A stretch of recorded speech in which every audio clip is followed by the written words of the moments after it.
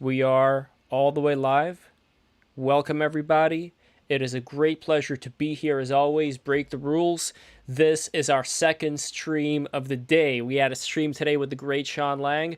That was happening at around, how was it, 3 p.m. And now it is 6 p.m. over here on the East Coast. And it is a great pleasure to be here with Gio, who should be coming back pretty soon. We have great friends of mine back from the National Arts Club days, which are still around. I am still chair of the Art and Technology Committee, but these wonderful people are from originally the time that I got into, as we call it now, NFTs, as I called it back then, crypto art.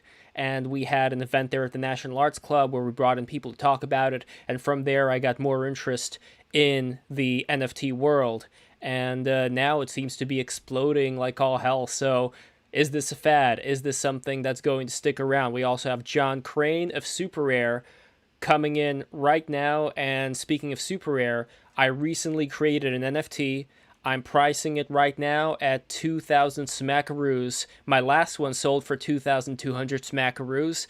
Very nice surprise there. And John heads up SuperRare, so I would love for him to talk a little bit about that as well. But anyway, guys, let's figure out what exactly is going on with this NFT business. So happy to have everybody here, and let's just go through the introduction. So let's start with the middle square over here, Lewis Parker, my good friend Lewis. Can you tell us a little bit about yourself, what you are doing within the realm of NFTs? Go for it, brother. Sure. Well, my first exposure to NFTs was actually the Rare Pepe blockchain project, which was back when the word NFT wasn't yet coined. I believe there were a few things going on Ether at the time, like CryptoPunks.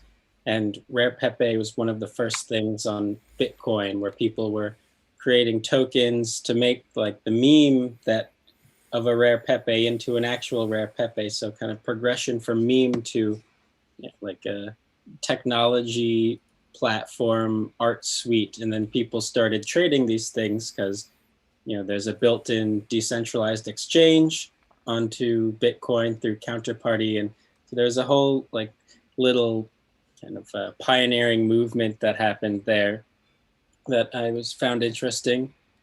And currently I'm a software developer and I've worked on a few NFT platforms, but like from like contract development side. So I know the ins and outs. Excellent. And how about yourself, Gus? Okay. Hey, hello everyone. Happy to be here and happy to see you again after so much time. Well, my background before getting into what now is called NFTs is that I was trying to get more active, more involved in the blockchain ecosystem back in 2015 and 16. But then in 2016, the same as Luis, I was caught there with a Rare Pepe phenomena. So from there, I guess it happened to all of us. We realized that this was a very powerful idea, that this was just going to grow from there.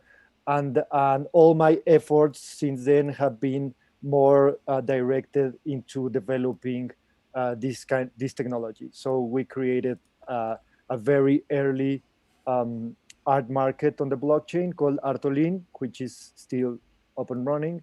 And that's built with the same technology as the Rare Pepe wallet of Joe Looney, and then we start working more actively with Ethereum. I have a great dev team, by the way. A big shout out to Raimundo and Enrique, which are my commanders. And so we've been working in this ecosystem, developing platforms and software and helping people craft their NFTs and yeah, very excited about it. Excellent. Thank you so much for coming in here. And Jessica Angel, how are you? Tell us a little bit about yourself and where you fit in this whole NFT business. Thank you, Lev, for having me, and thanks everybody. Hello. So I entered the blockchain space in late 2017.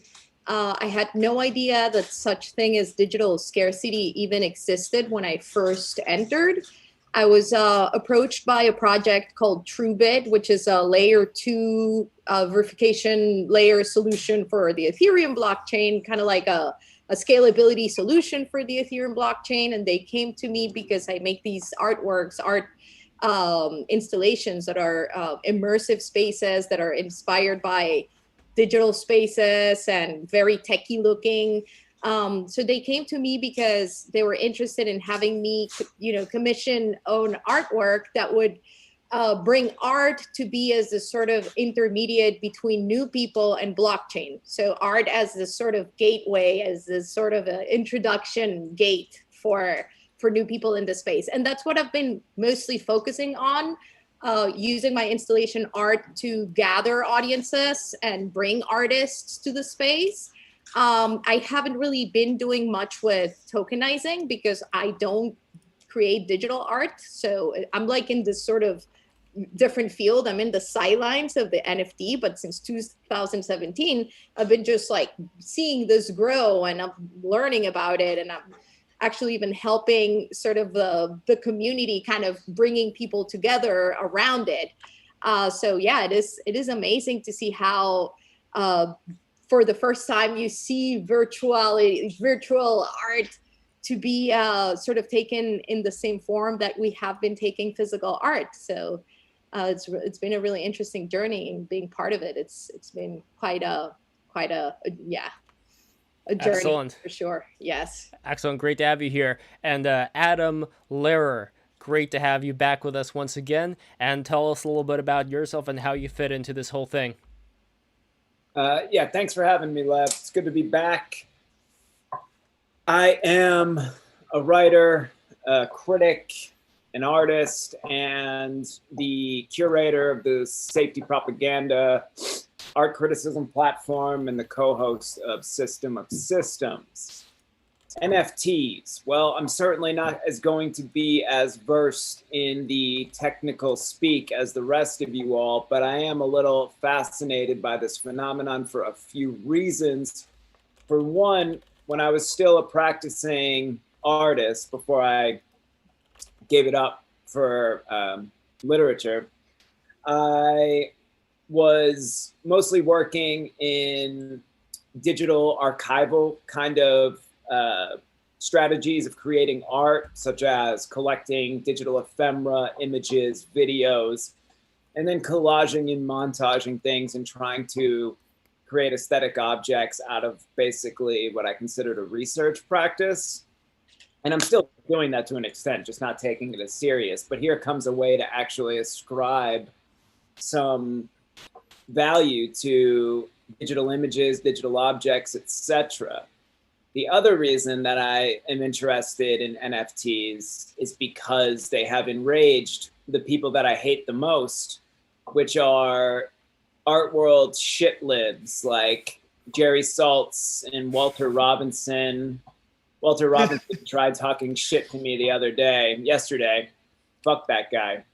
Anyways, these people really fucking hate this shit because the sort of ephemeral evaluation of NFTs kind of blows up their entire fucking sphere, because they've been attaching insane dollar amounts to artworks for God knows how long that have never really made any sense. And if it's all built on speculation, then why not just add in these NFTs into the mix? So I think on the level of just like creating a phenomenon that makes life harder for people that are awful, then I'm all for that. Well, Adam, my good friend, I think I may have to change my position on NFTs now, if that's the case. By the way, I want to say, you wrote recently an excellent review of McCarthy's recent gallery. Paul McCartney retired from the Beatles and became a... Paul McCartney died in 1967. That's a fact. Well, imagine if Paul... There was a clone. Well, Yeah. imagine if Paul No, McCartney. well now he's got a what do they call it? The projection image where they got they got Tupac Like rapping Tupac, on yeah. stage. And he's a deep fake. He's one of the Well- earliest deep fakes. They deep Well, if they were to do any Many deep fake, people are He's saying- computer generated. if they were to do any deep fake, what I would love for them to do is do like a Dragon Ball Z style fusion dance with Joseph McCarthy and Paul McCartney and combine them together Well, into wh- one like British anti-communist. Anyway, I'm not gonna into Well, this well, right well, now because we have John Crane in the house right now. And John, I am happy to announce that my latest NFT for SuperRare is out right now. It is called Spike Lee. I'm gonna put a link to it over here. So John, Can you show it, yeah, Lev, legally? I will show. Yes, To yes, people? that's the beauty about, right, John? That's the beauty about these NFTs, that you could show them, you could share them around, and tell us a little bit about yourself, about SuperRare, and I like the guruing it up over here with the facial hair. I can't hear you. Oh no, John. Oh no, he's muted. He was not muted, but there may be some problem I with heard the him. audio No. right now. So, John, speak to us. Speak to us, buddy. What about now? There we go. There yes. we go. Now we got Yes, him. perfect. All right. Yeah, what's up, Lev? Thanks for bringing me on. And there's some friendly faces in here, so fun to be on. Yeah, so my name is John. Let's see, I got into NFTs. I don't know. I think like my first exposure was Spells of Genesis, kind of like trading cards back in the day on Counterparty. I didn't know they were called NFTs or anything like that yet. And yeah, I was kind of working in the crypto space. Always was more interested in, I don't know, I wasn't like a big finance guy, just like the idea of like, being able to program this stuff, and wanted to build tools that, humans could enjoy and people had fun with. And so, kind of set out to build SuperRare, wanted to build something fun and engaging on top of Ethereum. And yeah, the first 2 years were kind of slow and steady. And over the past year, we've seen a lot of excitement in NFTs. So yeah. Wow, no you're the complaints. head of Super. Oh wow, that's great. Yeah, there we go. Lev, We're I can't bringing believe We're bringing in the big guns. Oh, This me and Lev go way back. We I think a good question that we should ask the panel, and this is totally self-serving as a person who does more of traditional art mediums, painting, printmaking. I want to use an example. I just carved this last night. Can someone take a traditional sort of painting or artwork and trade them as an NFT? So I did these sumo wrestlers last night, Lev, if you want to. There you we go. go. Actually, it's printed the right way because the camera reverses the image. So that's my little wood block. So I wonder, could someone who works not necessarily in digital art, because this is my skepticism of NFTs, besides that being like a market-driven fad that we could get into, but can someone working within traditional mediums of art creation, can they get in on the action, so to speak? Yeah, I think absolutely. I mean, NFTs, they're just, I think the power is that you can issue a unique ID for some object, and that object can be whatever you want. I think, we've never really had a good open source data set of unique IDs for objects. And so that's kind of how I think about this. So if you wanted it to represent a painting, or, the carved block of wood, I certainly think you could use an NFT to kind of give that block of wood a digital identity. But as far as art goes on SuperRare specifically, is it digital only in the sense that there cannot be a physical copy of it otherwise? Yeah, so we built SuperRare more as a tool for digital artists. Kind of saw how the contemporary art market was structured. A lot of the coolest artists that I knew, didn't have gallery representation, didn't go to Art Basel. And so I saw NFTs as kind of a tool to sort of, give these folks a way to monetize and have an income through their art. Excellent. And you were doing are doing an amazing job. I mean, right now, you just look at the numbers the prices. I mean, not only for the gas. I mean, I don't want to get into the gas, right? We will get into the gas eventually, but just the price for the artworks themselves. Like I said before, an artwork that I did about what was it, a year ago? I just listed it at 1.2 ETH. And then, lo and behold, it was bought for 1.2 ETH, which right now is like 2,000. Right now, it's like $2,172. So that was Schmitzy. That was the artwork that was bought. And sensing what kind of pattern like people are being attracted to. I mean, I see different kinds of things that people like. Like people like on SuperRare more of the abstract stuff. I happen to draw a lot of Pokemon related things. So let's see, how come this one isn't moving? I'm going to save it and I'm going to make it move. But anyway, this is like a fairy that I drew, and I know that I am shilling the hell out of my own artwork here. But you know what? This is why I did this NFT stream. I always call it NFC. This is why I did the NFT stream, because I want to shill my artwork, and it's very important for me that I shill my artwork because I've devoted a lot of time to making Break the Rules, and now I want to make more of this art because that 2,000 price tag for this fairy, fairy that's going through a tunnel, you know, that means a lot to me. That means a lot to me that somebody would pay money for this fairy guy who's going through the tunnel. And before we get out of talking about Lev Polyakov's art, I want to share the last one that I did, and then I'm going to shut up about it.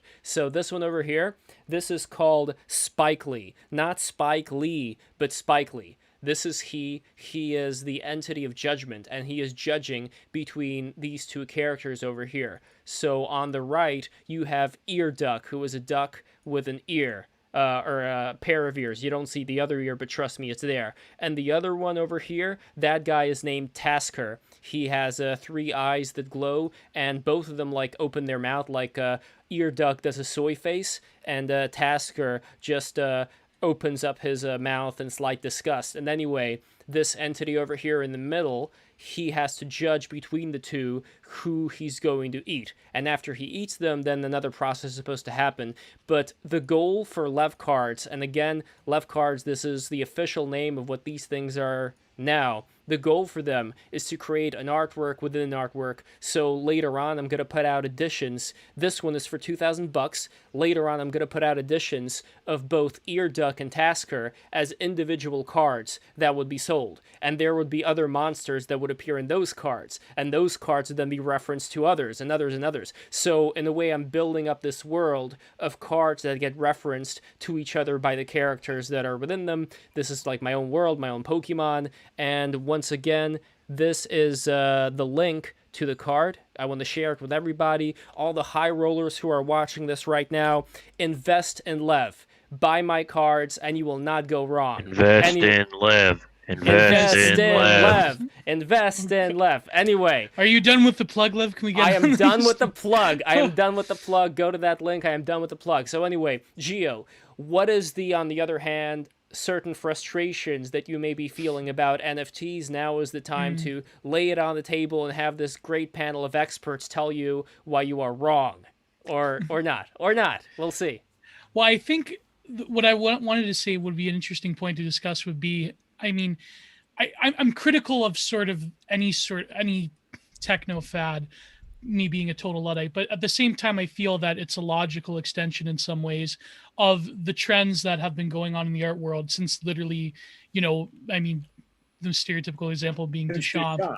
Exactly. Yeah. See, it's the explosion of the gallery space in itself. It is performance meets the digital world. And I feel that maybe perhaps for a decade or so, the art world was kind of struggling with a way to break into, I mean, there is like the post-internet artists. There are people that have, artists who have gone into the online space since at least like the early 90s.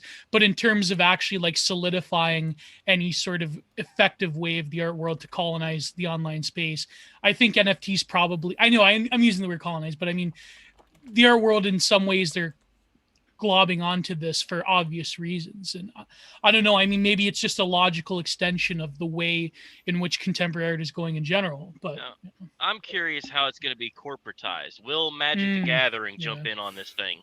Or Yeah, it wasn't the NBA or NFL, like the Absolutely. NHL. One of them have trading cards going on. You'll now, have don't they? Rudy Like, from that one guy, Rudy, that owns all of the Magic the Gathering cards. He'll Yeah. get in on the NFT game. Lewis, you want to take this one? Oh, well, I mean, you're familiar with the project Don't Buy Meme, or you've heard of this project? I think I've heard of it. Yeah. So it started off as this really very interesting, again, kind of irony becoming reality. They made this joke on Twitter about, because people were launching all these kind of DeFi coins, and they were like, choose your fruit as your logo, because they had, they all were like sushi swap or whatever. So they chose a pineapple, and then there was like a screenshot of this joke, and then some random person minted this meme token with the pineapple and airdropped it to like whoever was, gave their address out in time. And I think each recipient got 355 meme tokens out of 28,000.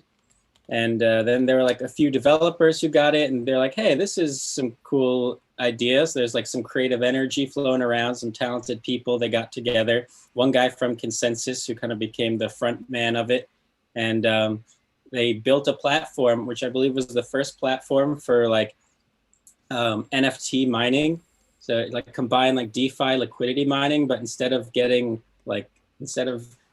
mining coins and like making money, you would mine NFTs. So you like buy this meme coin, right? So the coin has value on the secondary market. You would stake it in these pools, accumulate pineapple points, and then exchange those points for art. So there's like a constant demand, right, for this thing. And then it blew up, and the price of this thing, like whoever has like the original airdrop are all millionaires if they kept it. And they got all like big artists, like huge, very famous NFT artists. They have like Beeple lined up to like do a drop. So it became kind of like the DeFi NFT like sweetheart project. And they just announced recently that they're partnering with this platform called NFTs, which is like funded by Mark Cuban, and there's something about like bringing the NFTs to the mainstream and like the NBA, blah blah blah. So to answer your question, absolutely. It sounds terrible already. Well, let's go into that. Why do you think it's terrible? What do you see as the downside to this corporatization of the NFTs? How about you, Khan? Do you see any negative sides to that? Yo, I'm oh, sorry. No, Go for it. no, Oh, and no. please tell me your name again. Zach. And also, Zach and Buff was you're there wondering- together in real life. Yes. I told you send Zach an invite, but I'm like, wow, he's there. There we go. Well, he hired And- my hologram. He got my hologram. to come Oh, out. there you go. Buff was commenting on your outfit as it resembles a certain person we know. And Lev, please plug his Substack. It's been quite an enjoyable read. So Oh, Yes. Thank you. I just, I don't really know much about NFTs, but I know about art and stuff like that. So, it makes sense to me. But the downside that I see here is, to me, it just seems like a new way for money laundering for anybody. And this is this could be an upside too. I'm not saying a moral thing about it. To me, it sort of seems like it wouldn't really matter if like Magic the Gathering and stuff started making it. It would be kind of cool, kind of uncool also. But I'm going to guess these things are already funded by some pretty big money at times. So when this is the money that gets behind things, and if there's big money in it, then like where else does it come from? Yeah.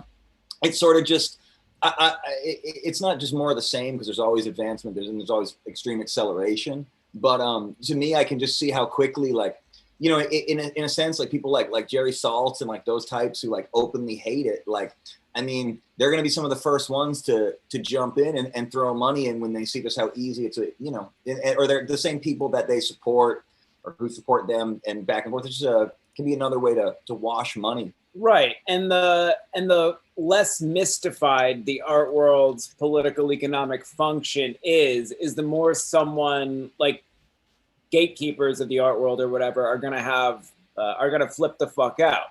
Because the art world, the reason it's getting in bed with this NFT thing is obvious, because it ultimately knows its political economic function as a money laundering service for the world's most powerful people. Art really hasn't mattered economically in a long fucking time. I highly doubt the people that pay this amount of money for a Francis Bacon painting are having this like, I mean, they might, I don't know, but like by and large, you're not going to buy a Francis Bacon painting for $140 million just because you have such a profound aesthetic experience with the painting that you blow your load every single time, because you have this amount of money that you need to liquidate. And here it becomes a thing to put your money in. So here's just, I mean, that's what NFTs are going to ultimately be. It's just I have this fucking money. I can't keep it in a bank account.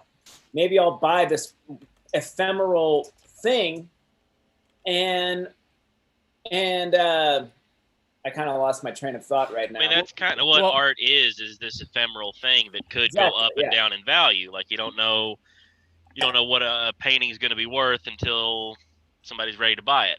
Exactly. And just one more thing is, NFTs don't bother me at all. I would like them I would like the ones that get bigger to be a little bit more aesthetically interesting eventually. Like I think this Beeple guy is pretty dull, but yeah, it's got a lot of like that pop arty culture. Yeah, it's like cause in the digital space or something. Like, you know what I'm saying? Like, but if better art gets made in the version of NFTs, then I could really give a fuck. Sorry, Zach, what were you saying? I was just gonna say two things real quick. Just with the blockchain itself being a big part of this, I think it's probably a lot easier to hide what you invest in. And then when there's not a physical representation hanging in your house that's like 12 feet by 10 feet, it's just a bit easier to do this all in the dark. But my other thing too is I'm a little bit different from him. I like when I heard like Rare Pepe NFTs, that got me stoked. I just like if Rare Pepes can sell for big money, like I'm with it. If that means people are just like digitally selling. How much money do you think the most expensive Rare Pepe sold for? I don't know, but let me know, because I want to get into that market. That's a good market right there. There actually is Rare Pepes that started like a joke in 2015. Memes become reality. Well, Lewis, how much did it sell for? It was either like 320 or 350,000. Yeah, this was like a month ago, right? That's the top CAC right there. That's the top CAC. Wait, like depending on your view, could be a steal. This and one of one Rare Pepe. And this book, by the way, over here, the rarest book, our good friend Eleonora Breezy, who is watching this right now. Welcome, Eleonora. I hope you're enjoying this. And Eleonora, together with Lewis, created this book, the rarest book. And if you notice, this is actually from Mr. Popo, or at least somebody made it from the design of Mr. Popo from Dragon Ball Z, the cover here. But Lewis, you also came out with a book as well. Not a book. You came out with a painting called Modern Pepe. Is that right? Yeah, it is a painting based off digital artwork. So I should have it over here. Let me just put it into the chat. By the way, Lev, real I've been quick. Fascinated by this one tweet. If you scroll up. This is I love scroll this up tweet. or scroll down? Down. Scroll down. Okay. There you go. I love this tweet. It's a work of art. We should sell this tweet as an NFT. That's a good idea. Oh boy. So this is always the boomer. So this is what is that? There we go. Oh, Barrett, you gotta fix Silent Hill suddenly. You gotta fix your sound, man. But and we'll figure that out. But over here, this is Modern Pepe over here. This is what it looks like, guys. And this is an actual someone did painting. a Pepe painting. Well, Lewis did it. This is Lewis's painting. No, but another one. It was just the three colors. It was like a Rothko. But that's pretty interesting, yeah. Yeah, which, like by the way, this Modern Pepe addresses the question of you, Gio, because there's like a physical representation of this token, which is important because it's not the other way around. It's like the token is representing the physical thing. Yeah. Well, if I could make more money selling, that should be better. That should be better. Barrett, thank you, my friend. Yeah. Hey, Barrett.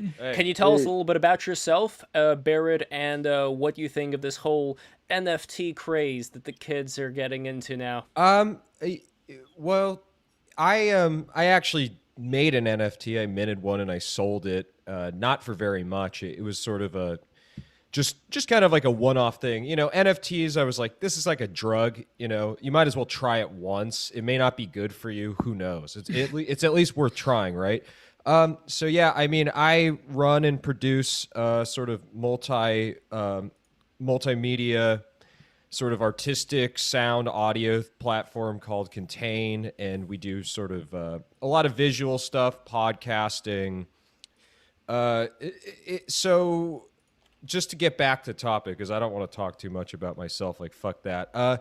What do I think of NFTs? I think, you know, I think crypto is here to stay. I definitely think that there's a huge future in cryptography.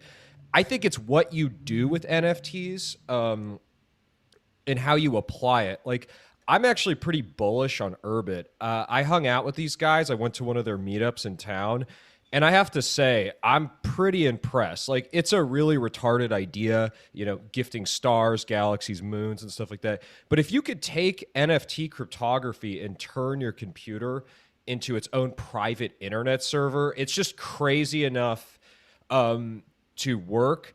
The thing about NFTs is, you know, it follows the art market very closely. And there is a barrier of entry to that world where it's almost double manifold. Like, I was listening to Stefan Simkowitz talk about this actually on Clubhouse today, just because, you know, obviously one of the more well-known collectors, he has sort of a controversial name. I get it. And because he sounds like Stefan Molyneux?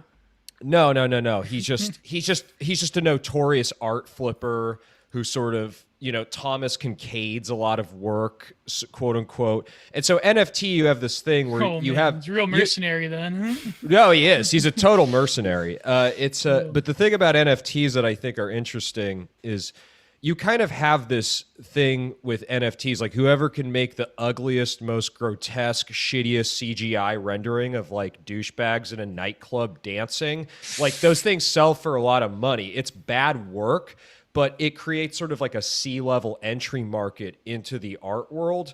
Are you familiar with a work of I believe it was like a Dadaist work of art called The Fountain?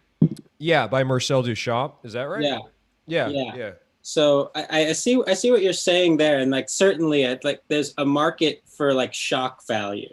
But it's not just shock value. It's about like taking a group of what you would say uncouth, uncultured people who are interested in investing in the art market and then changing the standard. Like Beeple, for example, you know, his NFT collection sold for $70 million fucking dollars, right? His shit looks like just CGI renders, yeah. Yeah, it's like hideous artwork, but it's like technically it's all with a Trump being tortured by Twitter birds, and with like Joe Biden like sucking on Trump's tit. It's just like really dumb, sort of like post Jeff Koons wannabe mixed with like so the street art world had its own sort of like uncouth, anti-aristocratic entrance into the art world, right? Like this. So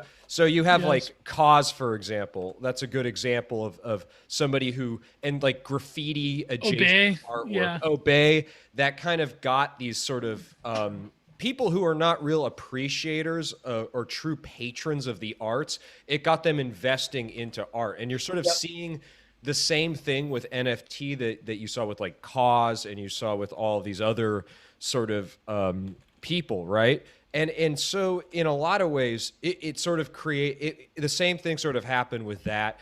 And similar to like zombie formalism, even though zombie formalism is seen as like cool and hip, it's like obviously trash, right? Like it's fucking stupid. Well, it's LARPing an era of it's LARPing. Right. It's LARPing an era. It still has a little bit of that lineage though. And I think but what you have now is like you can have a dude who like owns a fucking, I don't know, like a meat processing facility who now can, you know, bid the fuck up. It's like a new way to accrue status for people who don't have cultural capital. Right. But they think that they're getting cultural capital by like buying a Beeple thing, even though they're like the son of the dude who owns Tetra Pak. and they're just not cool Yeah, still. what's that street in Miami where I it's don't like know. all the worst of the worst Brutal. street art is in like one neighborhood? It's, Oh, I got yes, brutal. yeah, it's ugly as But fuck. I will have you know that real taggers actually go and just No, no, totally I destroy like the real corporate graffiti. artwork. Like I like harshly rendered like lines of text in the city where it has like a poetic quality, but the street art is just terrible, terrible art blown up to the size of a wall. It's all the Legal worst walls. shit. Mm. I also wanted to Legal interject walls, really quick that Barrett just referred to zombie formalism, which was a term coined by Walter Robinson, who is the same art critic I mentioned previously, who tried to step to me the other day. Did So he even though did he he- write the I saw that. Yeah. Did he Even write though- the Juxtaposed magazine article where I read the term from, or? I don't know. I forget where the article originally ran, but it was basically in reference to a small renaissance of really bad abstract painting around like 2009. But he has not had a clever idea since then. All right, it's the last time he had an interesting thought in his head, and I don't want to give him. So is this example that I'm putting down right now? Is this an example of zombie formalism, and what exactly does that mean? Yeah, that's zombie it. formalism. I just want to say real quick too. I see a pattern here with this stuff that I think so we could say maybe it starts with Duchamp, but I think shock value is always like sort of just the initial read into art that deals with. I don't know if NFTs really deal with objection per se, but just I see this the NFT kind of in like a long trend that goes from like Dada, Duchamp to like guitar, Fluxus, situationism, Vienna actionism, right? And this is one of the reasons the art world would probably react kind of bad is like, they love to sell books like by someone like Alan Caprow, where it's like, let's smash the galleries, let's get rid of the white walls, let's just write like on little postcards to each other, instructions for how to think about art, right? And that's like all fine and dandy when The Fluxus boxes, yeah. Yeah, when they can sell the books for like $75, or they can sell the actual like index cards they wrote on for millions of dollars, And even when it's just pure conceptual art with ideas, well, it still generates more money and more revenue for the art market, like black trafficking market, You're no fucking Alan Caprow. Let's say that. I think, I just think we get like a lot of these movements every few years where people sort of try to throw the baby out with the bathwater per se, and just kind of do something new. I mean, like I've been hearing people in the street talking about NFTs the last week. Like the media is really pushing NFT really hard, specifically the last week. And I just think it's kind of an interesting flip. Whereas like a few months ago, so many people would have been like, wow, like you look at memes, like, wow, you really put your brain in the toilet. Like, so then you do this thing where it's like, well, now digital images are selling for like, more money than most families will ever see in their life. It's kind of, they love to do shit like that. Well, I think that, wait, hold on. We got to get to Gustavo. Yeah, Gus. Yeah, please. yeah, thanks. No, I think that the key concept is what you just mentioned. Oh man, just as he was about to speak. There we go. Okay, you're back. There was a bit of a a delay.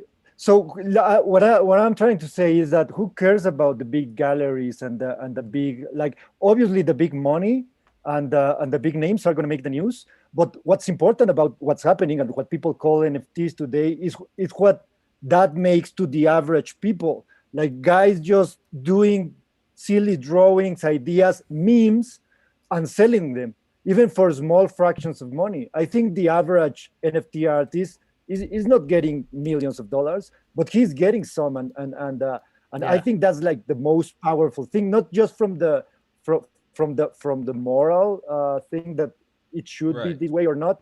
It's not that. It's because it shows real adoption, and this is not going to go away. So that's the important thing, I believe. Like, I don't really care if someone makes a lot of money or not. Yeah. And how do you see this carrying forward into the future as far as relationships that would, let's say, develop between the artists and their patrons? Because right now I'm still exploring this community. It's a shame that, I don't know, there may have been some problem with John's internet, because I wanted to ask him about the relationships that start forming on SuperRare. Because SuperRare, it seems to be like a... Okay, I don't know what happened there with Geo. SuperRare seems to be a social network of its own type, and I think more of these places are forming. Like, Gus, would you say that your side as well, Artelin, is forming into like this social hub that people can meet up and get to know each other better as well? Well, I mean, I don't know about like the social structure about around Dartolin, because it's The in a internet. super rare. Oop. Go on, I hear you. Is it good? Okay. Yes. So, but what you're saying about the social relationship between artists and collectors and artists among other artists, that's super strong. What I'm seeing, this might be just anecdotal, but what I'm seeing is that these relationships are being forced to evolve in a way that you create trust.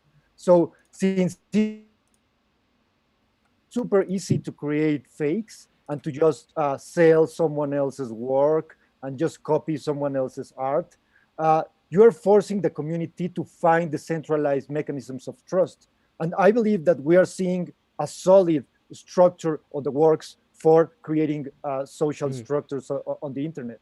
I see it like very positive.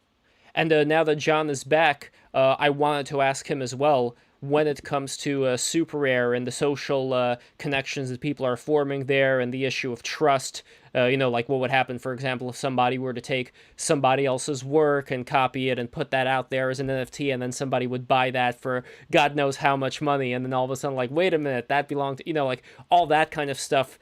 I hope that that's also being worked out. So I'm just curious what your experiences are when it comes to that. And in general, like what we were talking before, when it comes to relationships forming over time from artists and their patrons, kind of like a revitalization of what used to happen in Italy, where you had the Medici family that was responsible for, uplifting Leonardo da Vinci and Michelangelo and all the Ninja Turtles. So shout out to Charles Kahn, by the way, with that. So John, can you hear us as well? And we got Shloms in here as well, who I would love to hear from after John. But John, go for it, my friend.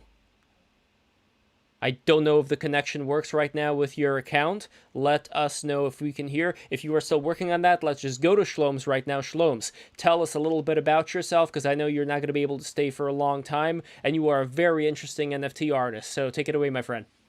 Thanks, man. And not sure exactly what I missed. I'm on a beach right now in an undisclosed location.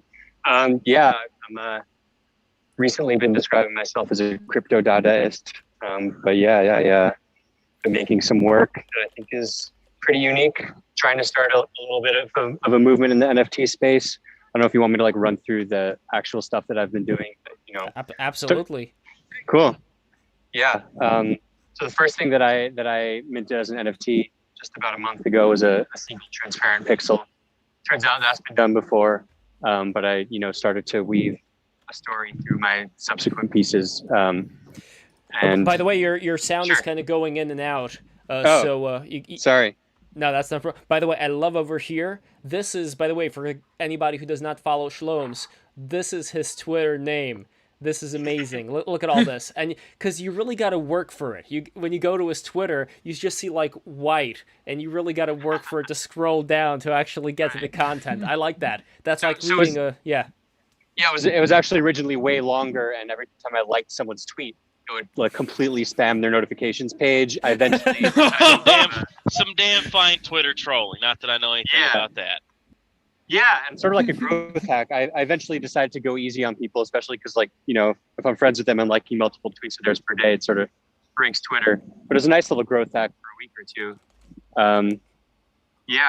So I've sort of built a little brand around like just being chaotic and weird. And yes. We really got to thank the Sumerians for that text, right? Because that is, yes. Yeah, it's the second longest single Unicode character after this other one that I was using until apparently I learned that it's offensive to people in Arabic, so I had to stop using that one. This one just means the number 8 in cuneiform, so I think that's pretty inoffensive. Interesting. And we have Theo Goodman, an OG of the NFT scene. Theo, thank you so much for coming in. And I would love to get to you. But also first, I just wanted to make sure, John, does your sound work? All right. I think wanted I'm to back ask. in business. Excellent. So Yeah. before we get to Theo, I wanted to touch back on that question that I had about trust, about what happens at a SuperRare to form not only trust but also this relationship between the client slash Medici, potential Medici patron, and the artist. And what have you seen as far as certain success stories there? Yeah, I mean, like, we kind of view, really what we want to do is like, look, in a world where anyone can go on Instagram, grab a picture, tokenize it, like we wanted to, build a tool to support people who are actually making art. And so they kind of like, do this rough curation around, making sure people, they are who they say they are, that sort of thing. But I think, it's turned out to be pretty successful. I feel like, there's sort of like a spectrum. Like on the one hand, you kind of have like places like Rarible or OpenSea where you can sort of mint whatever you want. And I think those tools are awesome and useful. And we kind of occupy like the other end of the spectrum, trying to provide like a, trust or curation layer around the content and the art on the website. And one of the rising stars, and I think you'll like this, Gio, is Hackatao, who I remember back in the day when SuperRare was just like, in its wee infancy stages. It just had a couple of artworks listed there. And I remember Hackatao, he was one of those people. And we have, again, the lovely Eleonora Breezy, who is, she is originally from Rome, by the way, Gio. She is Roman. And she has been the producer of Ai Weiwei, of his artwork, and she is also the producer slash manager of Hackatao. So if you haven't seen Hackatao, is a very famous Italian artist. You may have seen some of his stuff over here. I think it's a team actually of people who do this. But either way, John, you've probably noticed too, like the rise of Hackatao. But at the same time, I believe she told me that Hackatao was famous even before that, within whatever scenes they were in. So are there, and the reason why I'm saying this is an entirely selfish reason, because look, I saw that my thing got sold for 2K and now I want to get back into it. What has been the experiences that you've seen of people who have risen up, if not to the fame of that guy who sold like his Buzz Lightyear or whatever, the guy who we were talking about, but people, let's say, more in the mid-tier who are relatively unknown? How have you seen certain transformations of their notoriety, so to speak? Yeah, I mean, I think some people have been super fortunate, like, especially with just all like the recent attention that's been shifted onto NFTs. So yeah, I certainly think you could probably sell your next NFT for more than you sold your most recent one. But yeah, I mean, like, I think sort of like my opinion is that like art is fun, or like for me anyway, like I think art's fun. I think it's meditative to create art. I like to look at art. It's fun to talk about. It's also fun to collect art, right? Like I enjoy buying art for my friends. But I also think that like broadly, it's kind of hard to start doing, right? Like, lots of places, it's like many people have had, or who I've talked to anyway, have had like an awkward experience, like going to a gallery and the gallerist is sizing you up, and like, it's not necessarily like the most friendly, easy thing to get into. And so I think what we're seeing with like NFTs and crypto art is that it's actually like you can be on your couch at your computer where you're very comfortable and like start to dabble in art collecting. And it's just like a very fun thing to do. And so I think, we're seeing a ton of, success for new artists and new creators who are kind of making connections with collectors all over. And so I think that's like, some of the success. Nice. The success we're seeing is just like a broad, or like an expansion of like the collector base. And so I think like, people have all sorts of interesting niche things that they're into, and sort of like with this medium, people can be more in the middle of the market or the long tail, but still manage to connect with each other. Like you don't need a data broker like ArtNet to tell you what's happening in the market, right? You can kind of just look and see like, oh, this is how many NFTs this artist has created. Here's what they sell for. So it's pretty easy to get started. And so I think that's like really helped, people who are like new or emerging, kind of like connect with a collector base that's like hard to do in the existing contemporary art market. I want to get to Jessica, but also I noticed that Adam, I believe you had your finger up. I'm not sure if that's just a gesture you like to do to praise Allah, but let me know if you have any. Well, okay, it's just on the front of creating a direct digital pipeline to collectors. I think I have my perspective on this is dual, because on one hand, especially now with the censoriousness atmosphere that is largely being taken on by galleries. A friend of mine got dropped by his gallery over the summer for just having some fun on the internet. There's all sorts of shit like that going on. And I guess it wouldn't be a bad thing to be able to basically, circumvent galleries. But at the same time, the gallery space isn't just where the artist makes money, it's where they're canonized. And if you're an artist that gets a serious education and wants, because it's really not just, if anybody wanted to just make money, they probably wouldn't be artists. And until you can create a space from which an artist can be respected and put in books and have their work written about and taken seriously, I don't know if I see this as like a viable way to really kind of circumvent the art world. What excites me about it is that it is basically making people flip the fuck out and exposing how fraudulent the whole market side of it is. But I think it's also the question of value. For example, Lev, when we were talking about zombie formalism, you pointed to one painting, and I actually recognized that one painting by, what's his name, Oscar Murillo, and he actually won the Turner Prize last year. But it was like the one where like all four of them got it. But I thought he was the best one. He is actually a quality artist. I do like his work.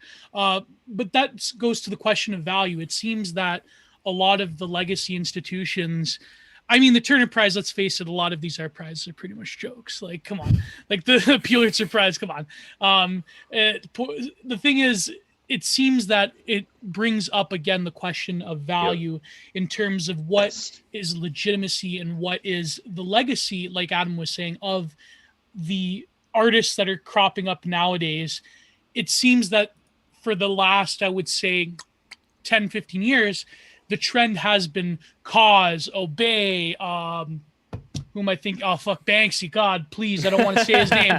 But it seems the trend is the artist marketing executive, the artist as marketing a force unto themselves that people like Jeff Koons did in some ways embody and perfect. Well, I mean, Jeff Koons, Thomas Kincaid, that type of art world, like Schlock, in some ways is like the model of how a digital artist, for instance, can now go about selling their identity through the internet. So you're not buying like a Cause doll. I mean, you could buy a Cause doll, but you're rather buying the brand signature of Cause. Well, yeah, Cause you even go back Jeff looking. Koons, Cause was basically Jeff Koons without the layer of self-awareness, which is, you know what I mean? Like Jeff Koons knew what he was doing. I just want to say Banksy's dope as fuck. That's my I know who Banksy is, by the way. I know. Kick him out, Lev. Kick him out. Take his mic away. Take his coat. By the way, I wanted to go. I also want to go to Jessica. Your thoughts on this, and then Theo. I think finally Theo's got the internet connection back on. But before that, I want to see a different Jeff Koons. I want to see a Jeff Raccoons. I want to see a furry artist who creates giant inflatable animals out of plastic. Well, and Jeff puts Koons those... did create giant inflatable animals. Actually, No. I don't mean those animals. I mean like, you know what I mean. You're like you a know what I fursuit. mean. Well, I mean like Fat Nala, like an inflated, God, please stop. No, lioness. Stop. We're having a serious discussion. Please, no. But I do wonder if at a certain point, a lot of these internet meme things that are going on, like in the furry community and so forth, will eventually crawl into the mainstream. No furry community. Furry community.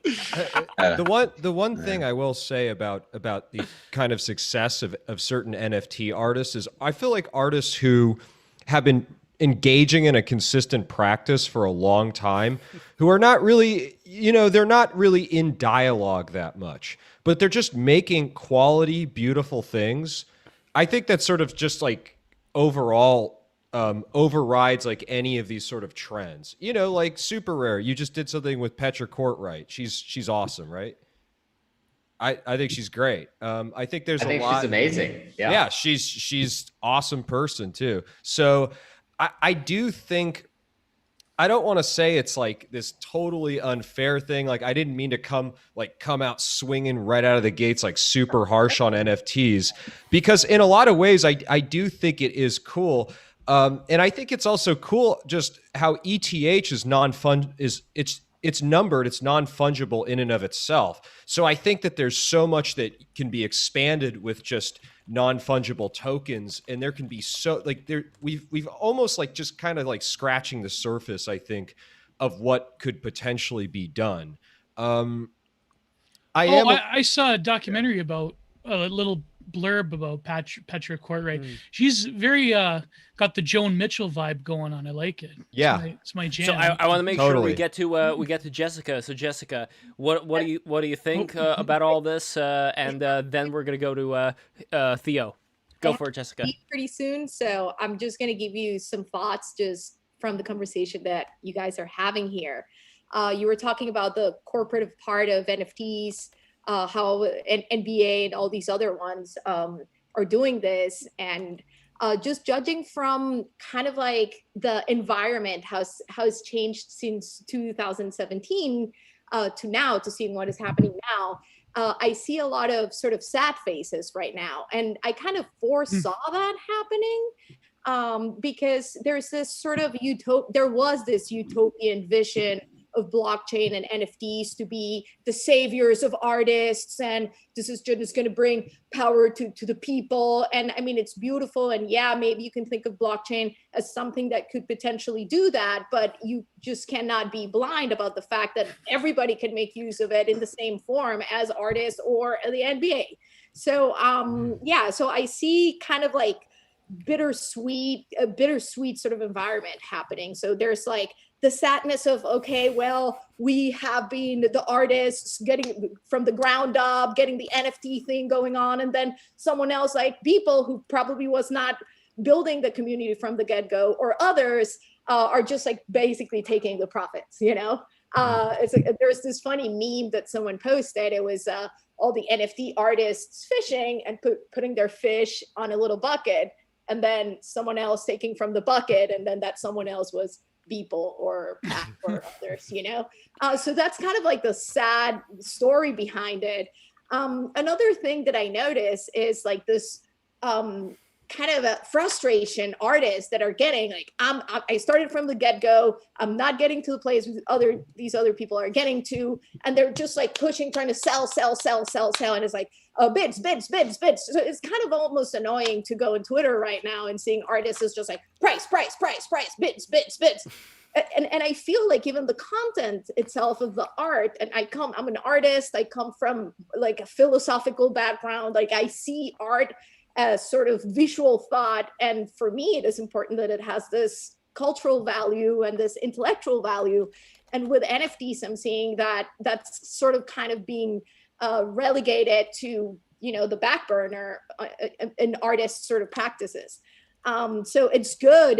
What Goose was talking about, yes, some of them are selling, and that's great, that they probably wouldn't have been able to sell their pieces otherwise. But I think we have to foster a culture that brings more of the artistic value, the intellectual background of art over just the fact that you got to sell, and you know it's not a rat race, because that's what the art world is about. And aren't we trying to build different systems, or we're trying to build different paradigms? And it seems to me like it's just like happening all over again. And for that not to happen, we just need to sort of focus on where the value is. Gio was talking about value, and I was thinking, what kind of value is he talking about? Is he talking about monetary value, or is he talking about cultural value? And I think maybe we can shift our attention to the cultural value when we make our art and turn it into NFTs.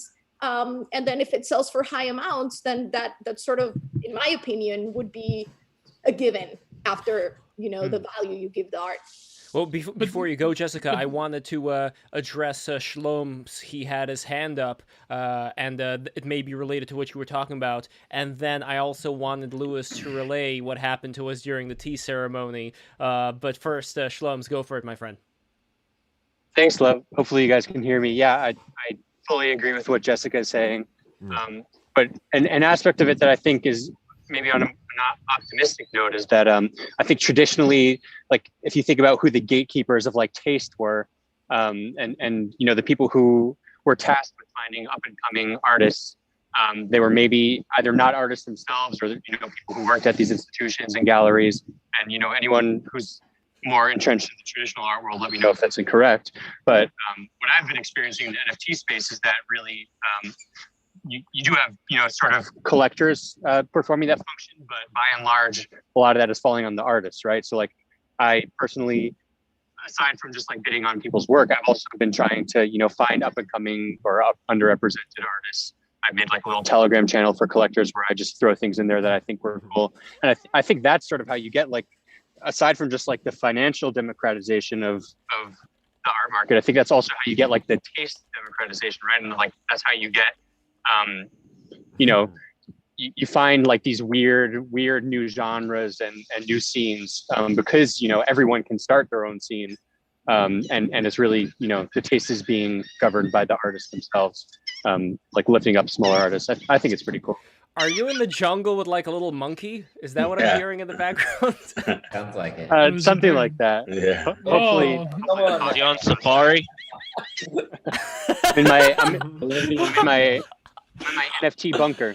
Oh my god, man! But that was a great question that Jessica brought up, because I feel like are NFTs going to restore a sense of unique culture in terms of supporting artists that would express themselves, or will it be another force of deculturation that will sort of break apart these unique subcultures and sort of pick them dry of their significance? I mean, that's always the question with everything, any sort of new development within art. This is kind of why Pepe the Frog is so important, because in a way, his notoriety, that's a great example, right? Yeah. Well, his notoriety makes him a figure that cannot really be used by the mainstream. And Lewis, this relates to what happened when we met. So for those who don't know, Lewis and I, we go back a long way. We both attended the exact same tea ceremony, and we both had the same tea master. This is like a traditional Chinese ceremony. I highly recommend everybody, once this whole COVID thing packs up its bags and leaves our domain, for us to start going out again, and for all of us to have a BTR official classic Chinese tea ceremony. The teas are just beyond this world. One of them is named, and I would love to try these one day. Lewis told me about them, and I could believe him. One of these is named horse meat, because the tea is supposed to smell and like taste like horse. And what's the other one, Lewis? Halfway up the sky goblin. Halfway up the sky goblin. There we go. So, Lewis, do you remember that incident that happened at the tea ceremony? I do. I'd like to address that. But first, I have a question I'd like to ask Theo. Sure. That is, what is an NFT? And as a follow-up, why is it important? Okay, cool. Well, an NFT is a token. It's a cryptographic blockchain token. That's a real fancy word for it. And the picture is a representation of the token, not the token representation of the picture. Because what do you send to someone? You send someone the token. What's kept track of? The token is kept track of. What do you buy? You actually buy the token. That's what you get. You exchange other cryptocurrency or whatever you want to exchange for this token. Now, the token, you know, has something that goes with it, the picture. But you know, this is like the technical definition. But actually, the token is the thing. Without the token, you don't have it. The token is the bare asset. So if you don't have the token, you don't have the NFT. So that's just like the general, hey, I can copy this argument that's going on. is basically, if you don't have the token, it doesn't matter if you can copy JPEG. If you don't have the actual physical painting of a physical painting, it doesn't matter that you can take a picture of the painting. And you could even make a replica of the painting or a counterfeit of the painting. But you don't have the painting unless you have the painting. You don't have the NFT unless you have the token, the NFT itself. Now, as far as art is concerned, now that goes for collectibles or art, or it also goes for DeFi NFTs that represent liquidity tokens and all kinds of funky things like that. All of that applies to that. Now, as far as art is concerned, an art NFT is a total artwork. So that's a Gesamtkunstwerk. That means that the NFT and the picture are together full concept. They're not separate items. So you cannot separate, so they're not separate items, because we shouldn't get hung up on saying, you know, this is the picture and this is the token and all this stuff. It's one thing, because if you separate them, you don't have the one thing. So that's basically how I explain what an NFT is. And the word NFT has become a lot broader over the years. So NFT used to be strictly a one of one, non-divisible. But now over the years, from different technical innovations and from just how things have evolved, it applies to pretty much any art token, collectible token, from almost any low issue token could be an NFT now, as far as just a general term. It's no longer a strict technical term anymore of a one of one or a particular contract or a particular chain. So that's what an NFT is. What was the other question? Why does it matter? Like, why is it important? Why does it matter? Horizons open. It matters. It matters in a real similar way, like as why Bitcoin matters or Ethereum matters, because it's a way. It's a digital bearer asset. So the concept of a bearer asset is the same thing as cash or gold or physical or other physical objects, where the owner owns that object if they have it. Because so that's the same thing. If you see, I don't know if you know, film Heat. This is a very famous. Yeah. Oh yeah. One of my good. Al Pacino, De Niro together. So check this out. Watch it again. What are they robbing? Okay. What do they rob? They're robbing. Specifically, even say exactly what they're robbing. They're robbing a van, and inside the van are bearer assets. I think they call them bearer stock or bearer bonds. That's what they are, bearer bonds. Okay. And so these bearer bonds don't have names on them. It's a bond of an offshore company in the film. And they talk about it for 1 or 2 minutes. They mention them. So next time, watch it and check that out. This is a pre-Bitcoin stuff. So the reason they wanted that is because if you steal cash weighs a lot, believe it or not, kind of heavy. You want a few million in cash, kind of heavy. So, in all those films, they're stealing diamond, really tiny. It's also a bearer asset. If the diamond, you own it. It doesn't have a name attached to it. Diamond is diamond. Okay, they're not exactly fungible. They're a little bit like NFTs, like each diamond is individual. That's why they're so precious, why people wanted them, right? Mm-hmm. Okay, so the bearer bonds, same concept. It's a bond, kind of like it's a bond, but in the movie, it was a bond, bonds of these offshore companies. And so, and all these just little pieces of papers, it was just like a stack of papers, and it's like 100 million or 200 million or 500 million. So they just need to grab these papers and go. And then whoever has the paper owns it. Then you take that bearer bond and you go to the offshore entity and you say, hey, I own this company now, essentially. And you don't have to do registrations or anything. It's just like Bitcoin. You just send it. So in the movie Heat, it's a good example of a bearer asset. NFT is the same thing. It's a bearer bond. It's a diamond. it's a gold nugget. Each gold nugget is unique. Each grain of sand is unique. So now we have unique objects that are digital. Now we had unique objects that are digital, but we did not have their instrument is digital. And so now we have that. So you had that with Bitcoin. Now we have the ability to issue our own bearer assets permissionlessly. Like no one can stop me from creating my own NFT. I can create my own bearer asset and I don't have to ask anyone permission. So that's why it matters. Now we're a lot of people on here, we're talking about art mostly, be used for almost anything. But yeah, that's why it's important in the real like basic fundamental sense. It's also important because it really kind of hones into our inner ape. You know, our inner ape is like we like to collect things. You know, we inner like monkey. to collect inner monkey. Exactly, inner monkey. So what I wrote recently is I tried to explain that in a way. So what happens in crypto is what's really interesting. What's happening with NFTs is that you have a lot of people understand sound money and they understand like hash power and understand economic principles and all this kind of stuff.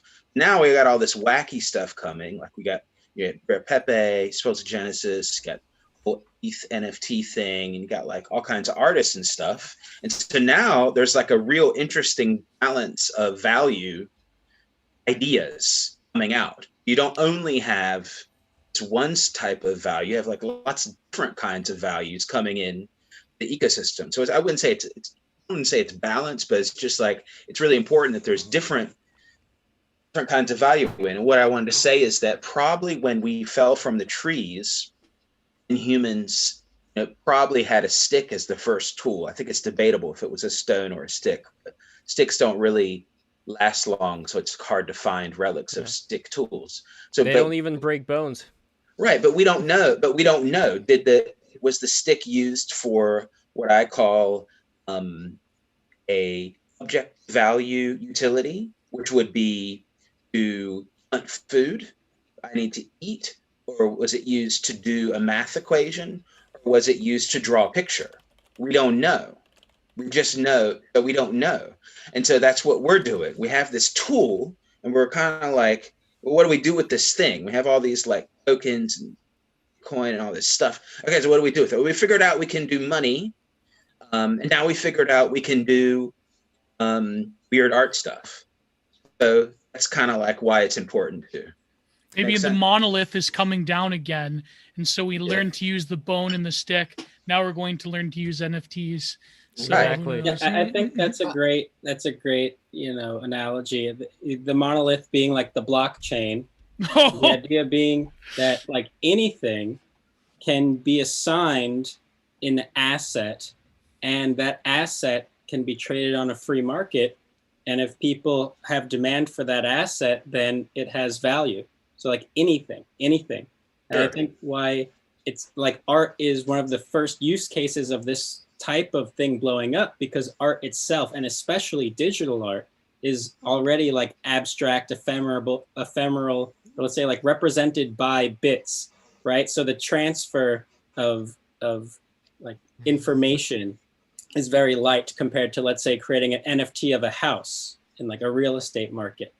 For an art market, a digital art market, the tokenization makes a whole lot of sense, and there's not that much infrastructure that needs to get built, let's say, relative to like many other use cases we'll see down the road, like homes, like different types of like social contracts. Sure, and mainly on cyberspace. Our relationships on cyberspace are going to be deeply transformed by this tool, because art is just like people that like to play around with stuff, and they might be more or less successful or get more or less money for what they are doing.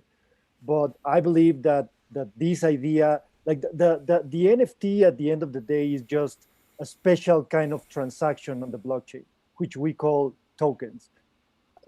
And that transaction is Oh, sorry. I thought you froze for a second. I thought you had stopped. I might be the resident old man here, but so Well, I think he did freeze, but okay. go on. So number one is with the whole stick and stone metaphor. I mean, sure, we don't know which one we used first, but say we use the stick first, right? Well, the first thing we try to do is communicate, because what comes in this chain first is word, right? And then from word comes image. Well, how do we get image from trying to substantiate the word to ourselves a bit? All right, so that's a traditional image in a sense, and then from the traditional image we get text. Well, how do we get text? Because we're trying to describe what the image does to us. Well, then what comes after text? That's the technical image, which is a rather new creation. And the technical images come from us putting our hands on text and trying to work with it. So art has not always been made of bits in any sense. That's a really like kind of digital, cybernetic, washed view to have. And I'm not saying that negatively. I just think people younger than me would think that. But art has not always been made out of bits. Bits is data. Bits don't have meaning. Right, you know, to have transcended they have meaning. Yeah, bits. I would argue that bits do have meaning in like a specific order that they're arranged. I would argue that that's not meaning. That number itself doesn't have meaning. It can represent meaning. It can explain meaning. It can substantiate meaning. I don't know though. I don't know, because I'm thinking of a crazy idea, and if I like knew about technology more, rather to actually do it, I could think about this. But think of an NFT artist doing series work, but it's really tokenizing experiences of bits of pieces of information on the internet. The way that, for example, you have, found artists like Joseph Cornell, like when he takes things from his life and from like going to the dump or wherever back in the 50s, now he's putting it in these like little quaint boxes and arranging them. Now that becomes the work of art, right? Because it's got this sort of this sort of Proustian virtual memory time attached to it.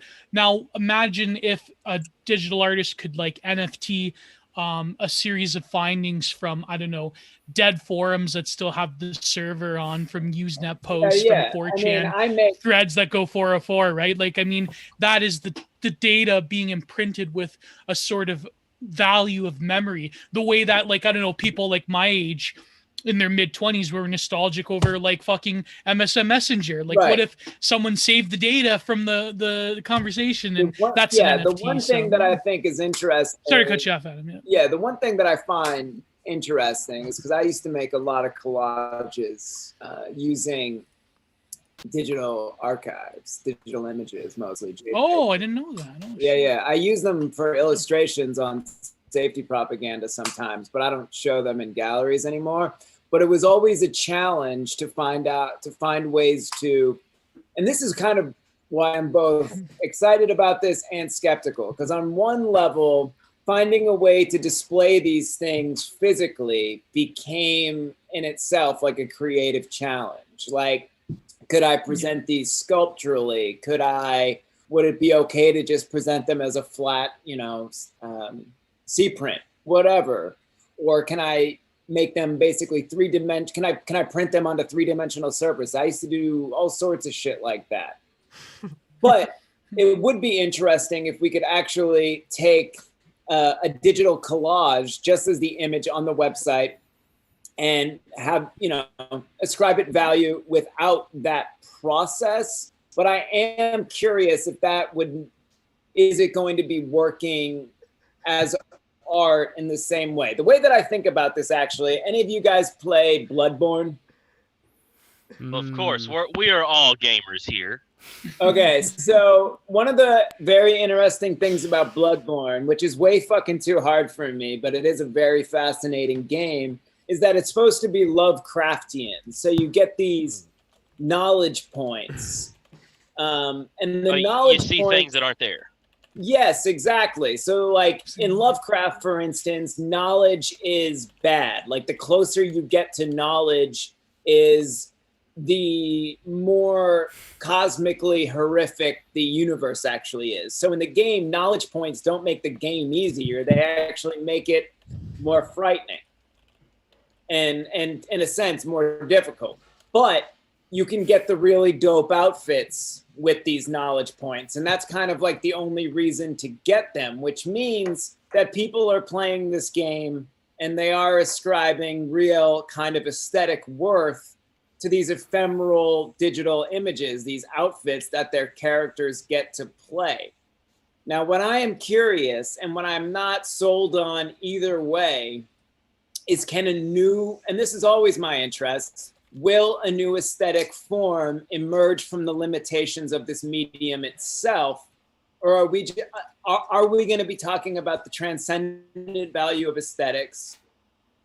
Are we going to be talking about a new way to think of and create art?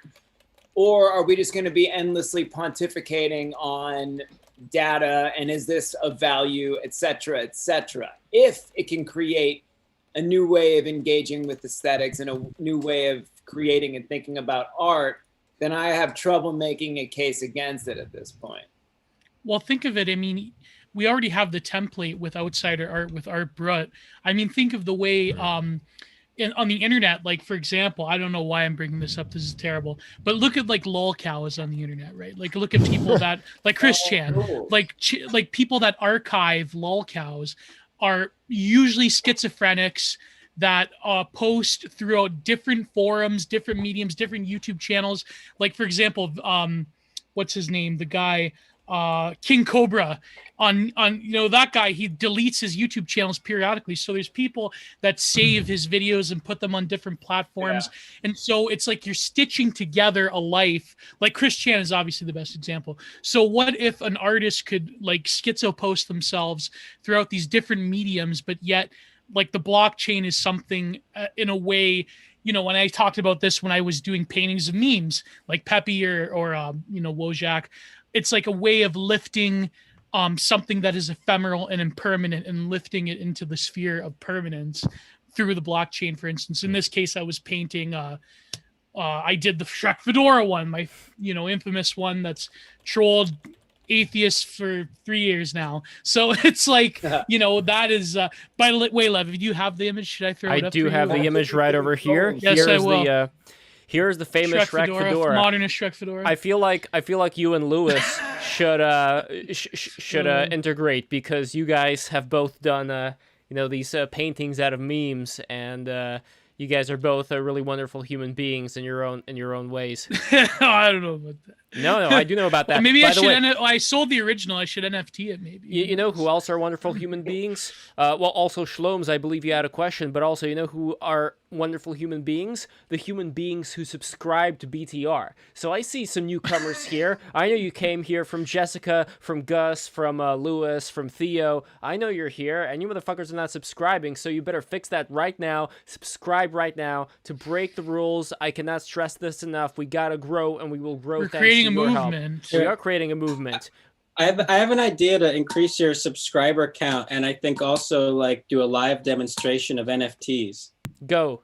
First, I'd like to address what Adam was talking about, like what is the new aesthetic of the media, and the way that I see it, it's like very accelerationist, because on one hand, I think like you give power back to artists, and the power, as maybe in the two base forms I would think of it, is like you're giving capital back to artists. I mean, like artists are creators of aesthetic capital, and NFTs are a technology that allow artists to like arbitrarily monetize on their own capital production, and maybe even invent new ways to like capitalize on their own production, right?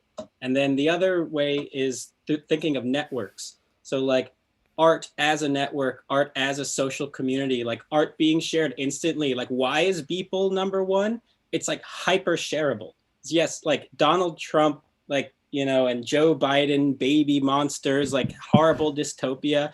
There's like an incredibly instantaneous like self-recognition that anyone can relate to, I think. And so it's like instantly spreadable. So like if someone will like share that like half of a millisecond faster than they would share some other art, and then like Beeple capitalizes on that, I think maybe that explains one way why he like rose to such prominence. That's actually really interesting, because one of the things I think about when you're talking about these baby sort of figures, art is now, as adults kind of take the place as children, like they're sort of reverting to this like infantile childish temporality where they engage in the world with this, you know, extremely clumsy way. I think that part of what makes, you know, it's like you go to Brooklyn, New York or something, you have people collecting, they're full grown adults, and they're finding value in these things like cause dolls. And a big phenomena is like the adult ice cream, boutique ice cream truck.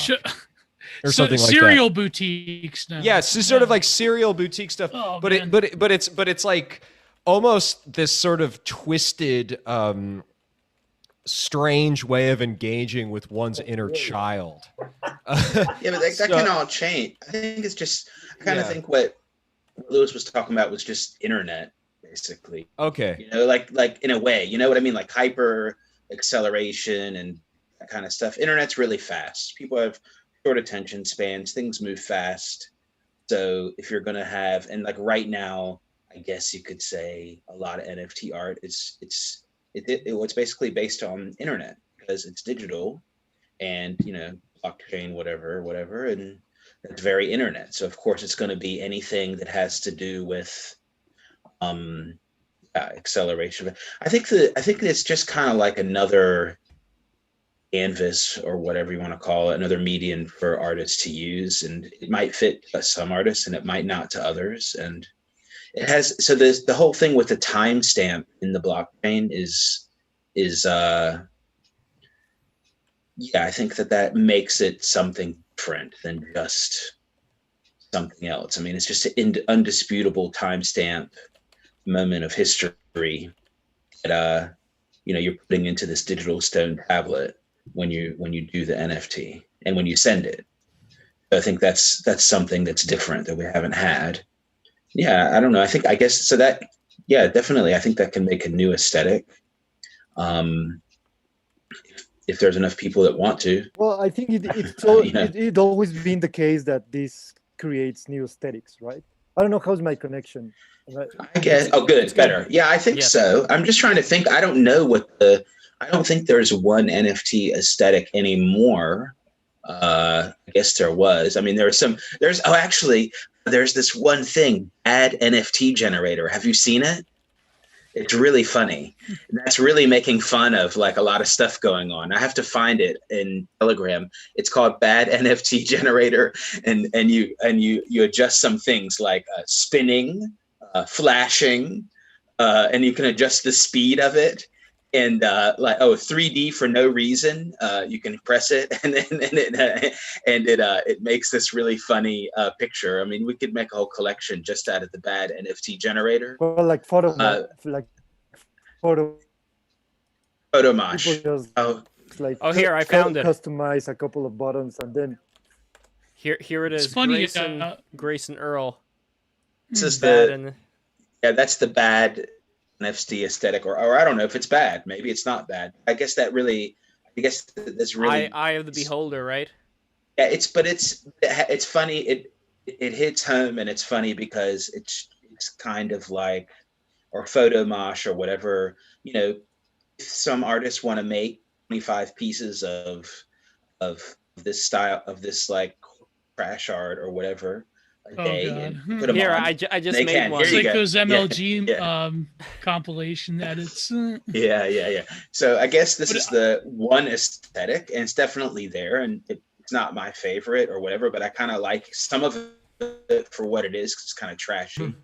And you know, I guess that's one aesthetic, but there's a lot of other aesthetics. There's the like, ooh, I'm minimal. You know? Well, maybe like the trash. One of this. It's like just this.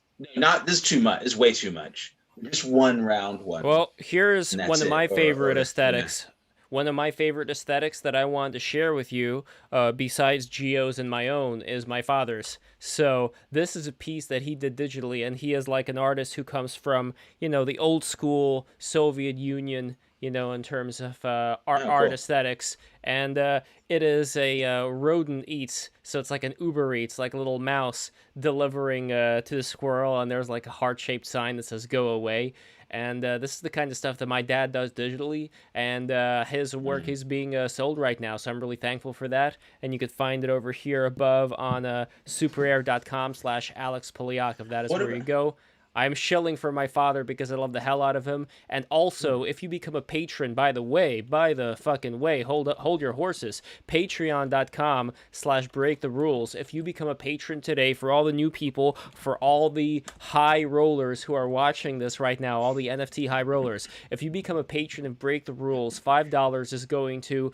Oh, I see a message from Barrett. He has to leave shortly. So, I think he's already left. So, Barrett, I just want to thank you so much for coming in. Thank you.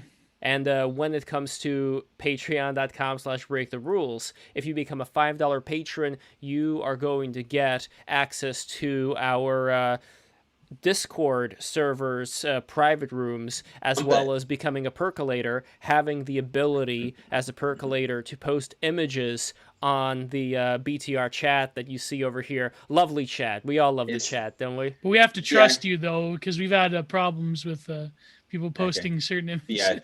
Yes, absolutely. You get to be in the VIP chat. Guys, we're gonna sign off. We're gonna go have dinner and watch the QAnon doc. But thanks for having us on. Thank you, boys. I gotta run too. It's been a pleasure. One of the things that I would like to say. Yes. One of the things that I would like to say before leaving is that my advice is to focus on the fun part of this, because I remember a few years back someone said like Bitcoin meetups are kind of getting boring, but crypto art is where the fun is, and I think that's true. I mean, definitely the space is never boring. So I mean, there's something interesting that is gonna get out of all this. But my advice is like just have fun doing these things and trying to propagate them on the internet. And Gus, right now you're in Argentina, and you were originally in Mexico, right? No. I'm in Mexico City right now. Oh, okay. Yeah, and I think I'm gonna stay here for a few months, but I might see you guys in Miami soon. I was supposed to go this Friday, but then I think the lockdown started getting like a little bit tougher. I don't know, but I'm definitely going to be in June because there's Bitcoin 2021. Well, I definitely hope to see you, and please come back to New York. And Adam, thank you so much, guys. I really appreciate everybody being here. Barrett, thank you so much. And we are not at the end yet, because Verse Laloon still has to come here. He is, I believe, still on his way. This would not be an NFT stream without Verse Laloon. Now we are going to try. I have no idea what time the guy is coming. We are going to try to make it so. But first, I wanted to go back to Lewis Parker about the Pepe story. But before the Pepe story, I also wanted to go back to Patreon because I'm not finished yet. That's $5 patronage. For $20 patronage, you are going to get a wooden magnet created by my father, Alexander. You saw his artwork. You saw how fucking brilliant he is. Right now, he is working on a definitely legit piece, who is a person within our community here, definitely legit. And it's a collie dog, like Lassie. And he is also working on an inflatable lioness, so that is also in production right now. Oh, and that's $20. $30, you're gonna get a beautiful print from Gio Panicietti, and it is an exquisite print from the TFW No GF series. Here, watching him in action, this is how he does it. It is quite beautiful, very beautiful. And finally, $50 patronage gives you all of the above, plus a custom wooden print, plus another beautiful painting from the great Giovanni Panicietti, plus, and I saw them recently, they're really beautiful looking, the painting that Jules did of the action figures from that game with the swords and the shields and Warhammer 40K. Warhammer 40K. Thank you, Gio. And so that is it for the patronage. Once again, patreon.com/ Yes. Oh, sorry. Finish your hook. Patreon.com/break the rules. Become a patron today. You gotta invest in us, guys, because this way we can grow and we can keep having these conversations where we bring people together. Like always, we love the fuck out of all of you, especially if you become patrons. So anyway, Lewis, I want you to talk a little bit. Yes, I want you to talk about that story. Why don't you Yes. tokenize your podcast? Yeah, I was gonna say, yeah, I like Patreon, and I totally think people should do it. And I just was wondering if this one guy is doing a nitrous balloon while we're watching. I'm not doing a nitrous balloon. Okay. Ewan is our resident performance artist. Someone just said art, and I just thought I saw you preparing this balloon. I thought, are you doing a nitrous balloon on the stream? Okay.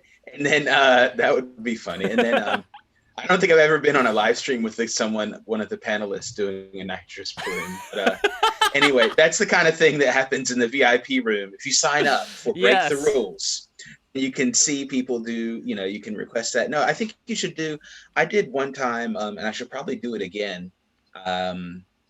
And I sold it way before the mega hype. And a friend of mine bought it, but I just did an NFT with unlockable content, and I'm just reading the first paragraph of one of my blog posts, the unlockable content. So what you could do, you could tokenize the whole YouTube video theoretically, or do some funky thing like that, and people can just collect, your video NFTs of you reading some of your texts or something like that. Yeah. I could offer an NFT to every person who's on the show. So you would also accumulate them over time, and your guests will accumulate them. Like trading cards. The various members of the Patreon, they can also get access to some NFT. Perhaps there's or they can become an NFT for every show.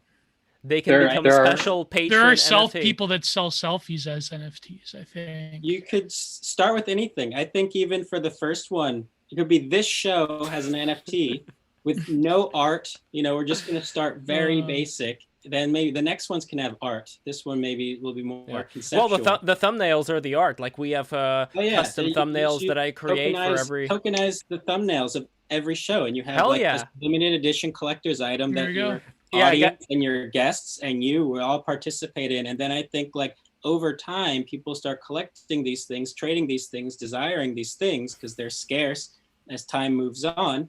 Everyone involved in the whole 11 Jewels community starts to really get a visceral understanding of what this digital ownership entails. Now there are also tools. Sorry, go on. Yeah, I was just going to say first of all, I'm out of the undisclosed location, so you should be able to hear me better.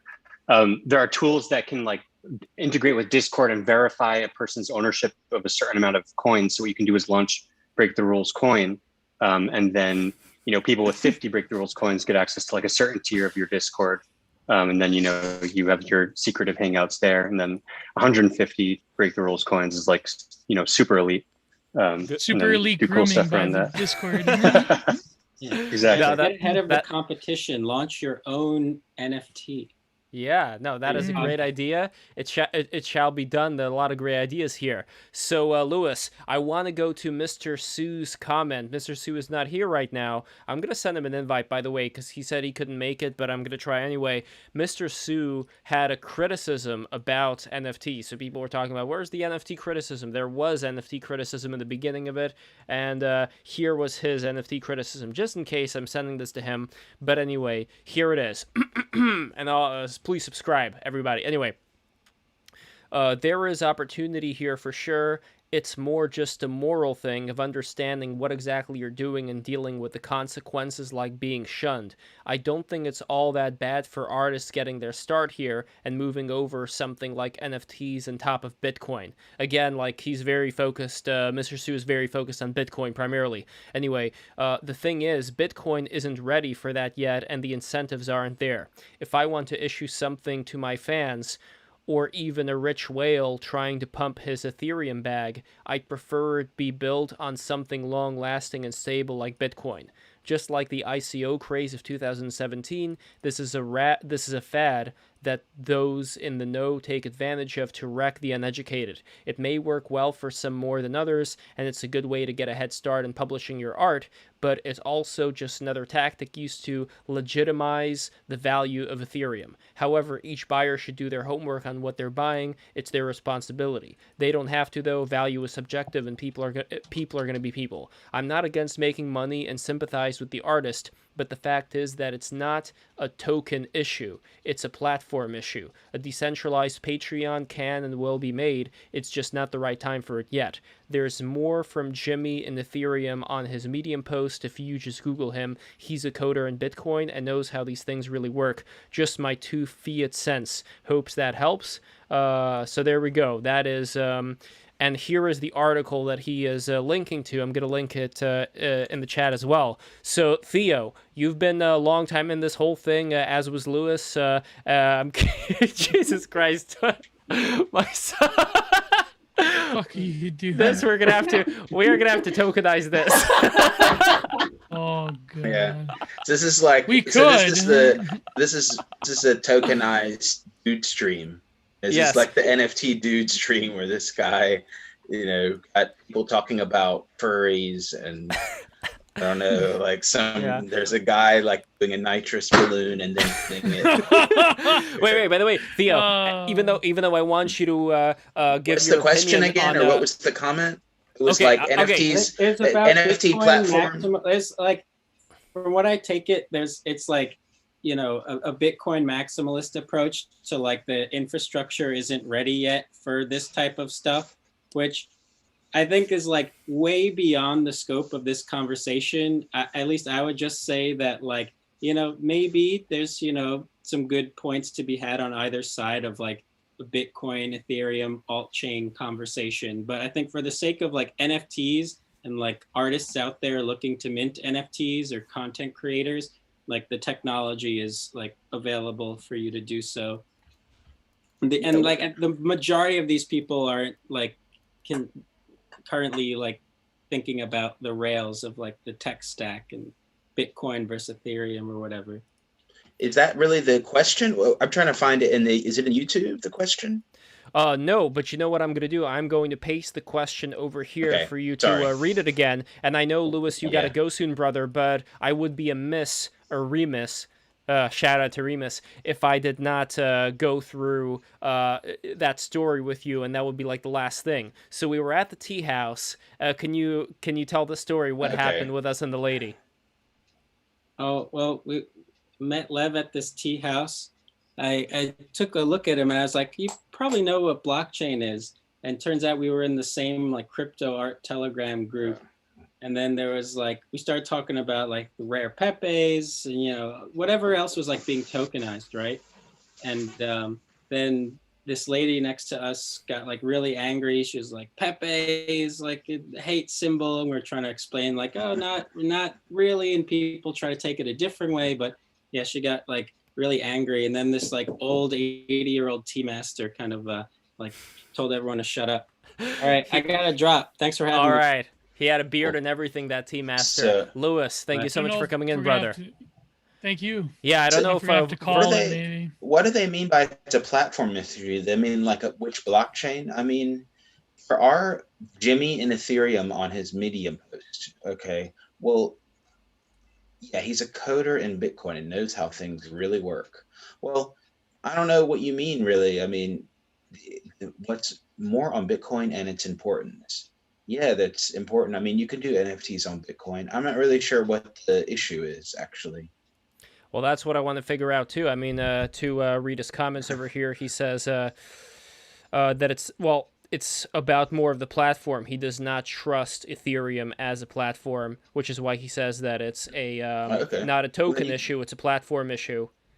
Then you can use tokens on Bitcoin. Yeah, I guess so. I mean, but let's see what exactly his...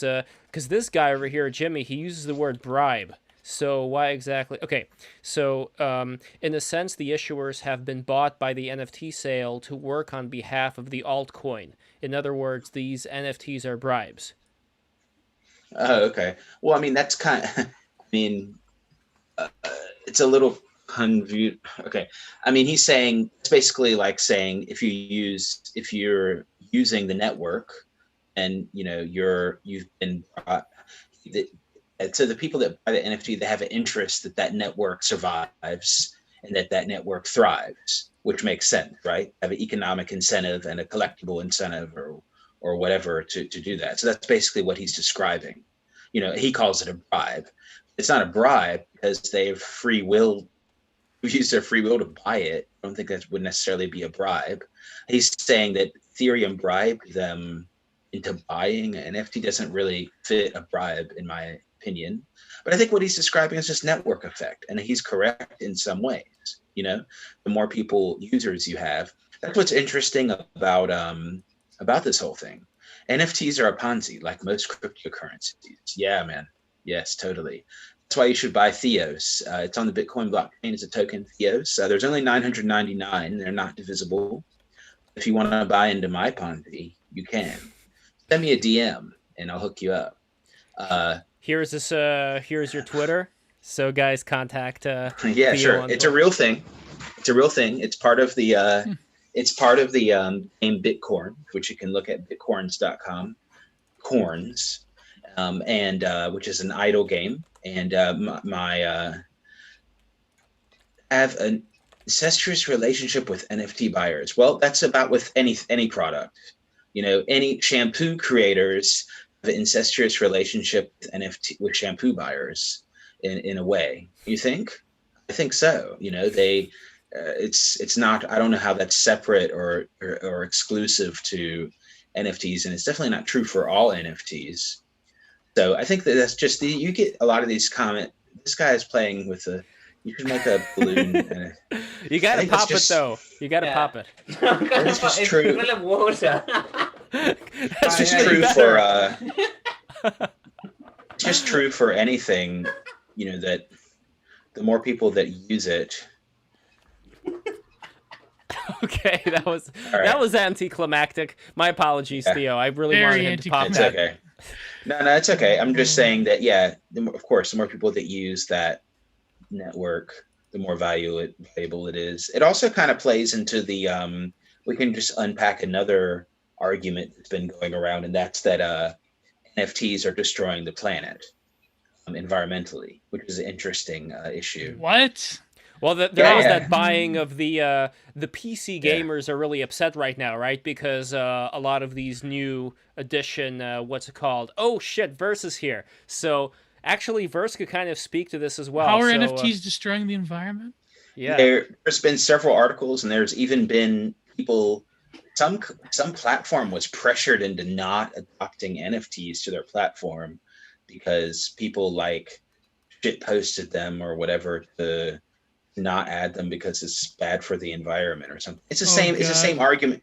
It's the same argument as cryptocurrency is bad for the environment, except it's because NFTs there's a lot of money floating around. People are extra butthurt about it, I think, and so it's just amplified. And then what people don't realize, on top of that, I was talking to someone the other day. I was like, so you have to think, okay, yeah, it uses a lot of energy, but these places, I mean, just like cryptocurrency in general, you're getting rid of, you're displacing banking and nation state, and it doesn't matter what your ideology, even if it's just a little bit, it's that reduces a lot of energy. And then if you do art stuff on top of it, it's the same network. So you see what I mean? So you have even more utility in one. So that's kind of like a bonus on top. But I think the whole environmental argument is pretty bunky, and it gets clicks. So hey, if your hustle is to get clicks, it's like the old BuzzFeed Jezebel type of articles, like clickbait. Yes. Well, this is yeah.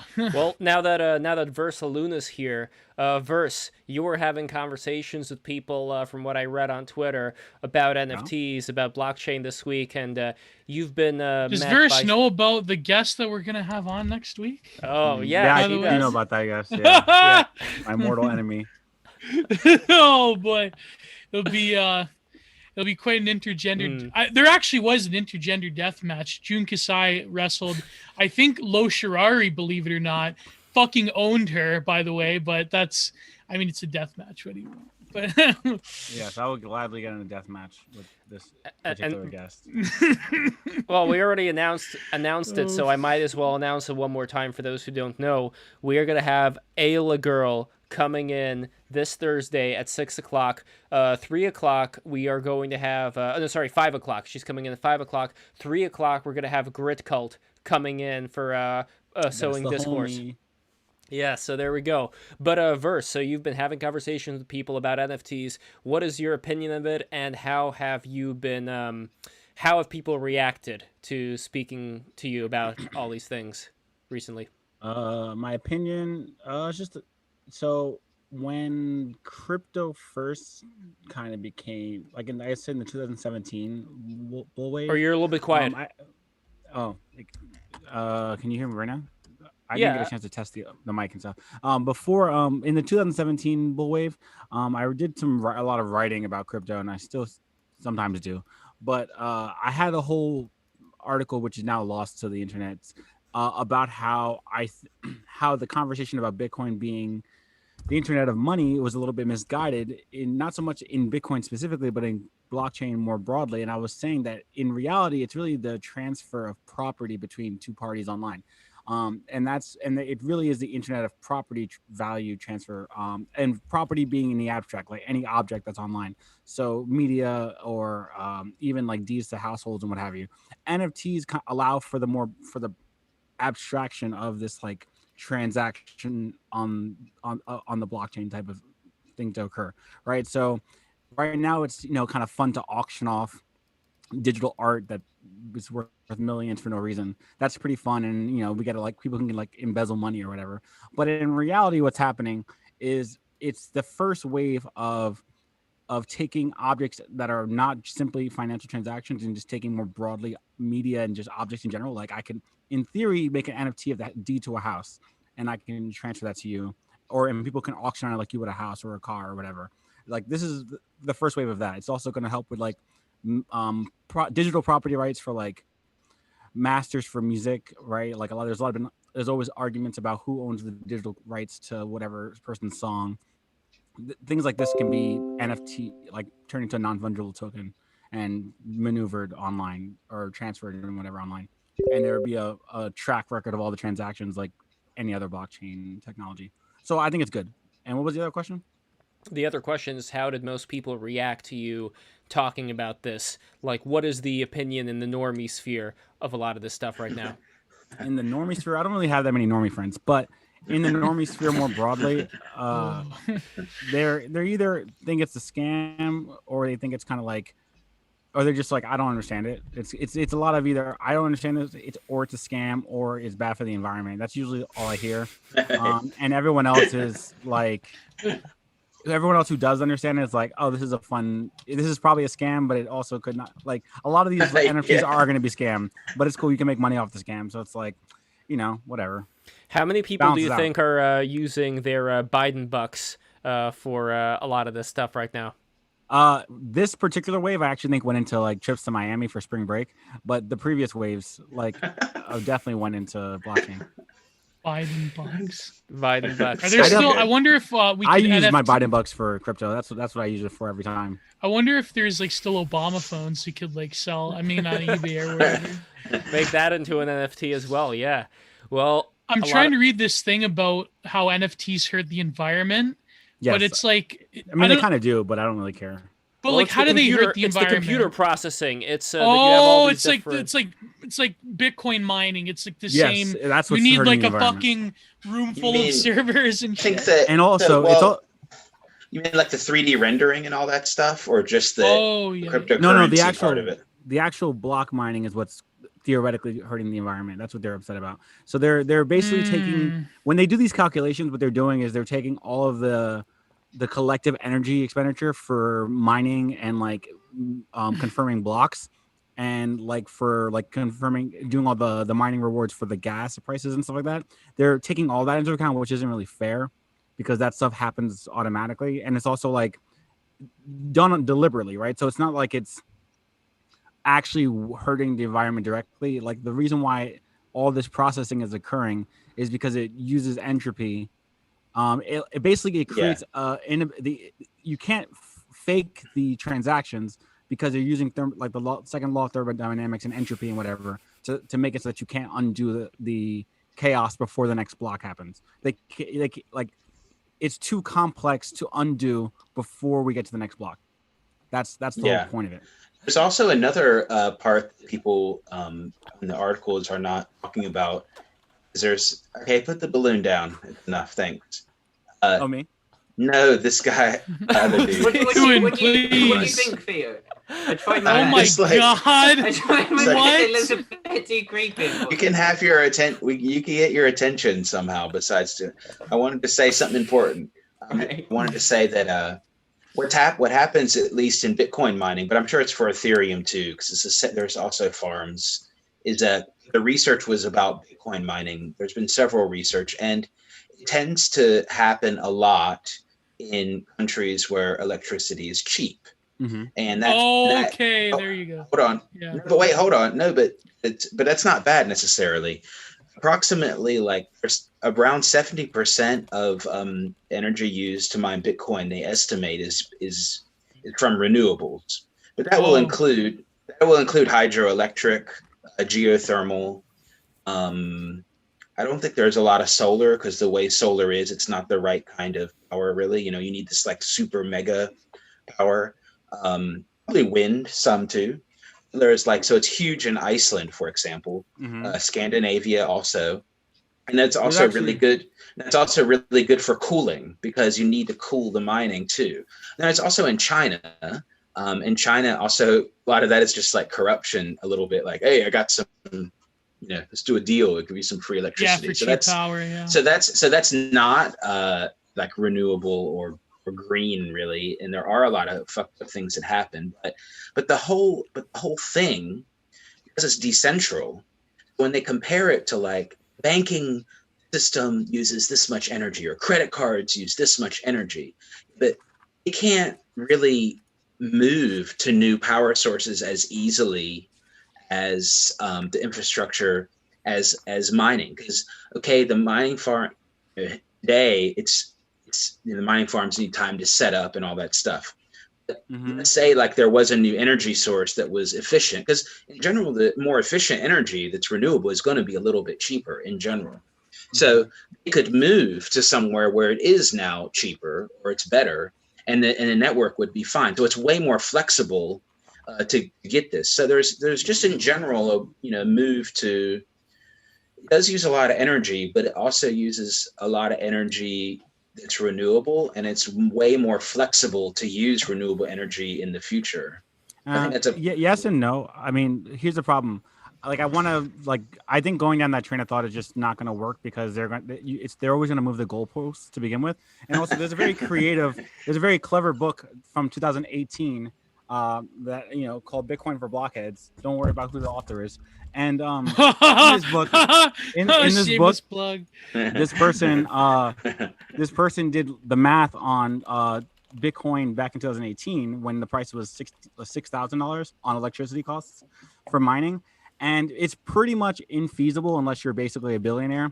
And at the time in 2018, if you lived in countries like Trinidad or Venezuela was of course having the its financial crisis, so its money was worth nothing and electricity was very cheap.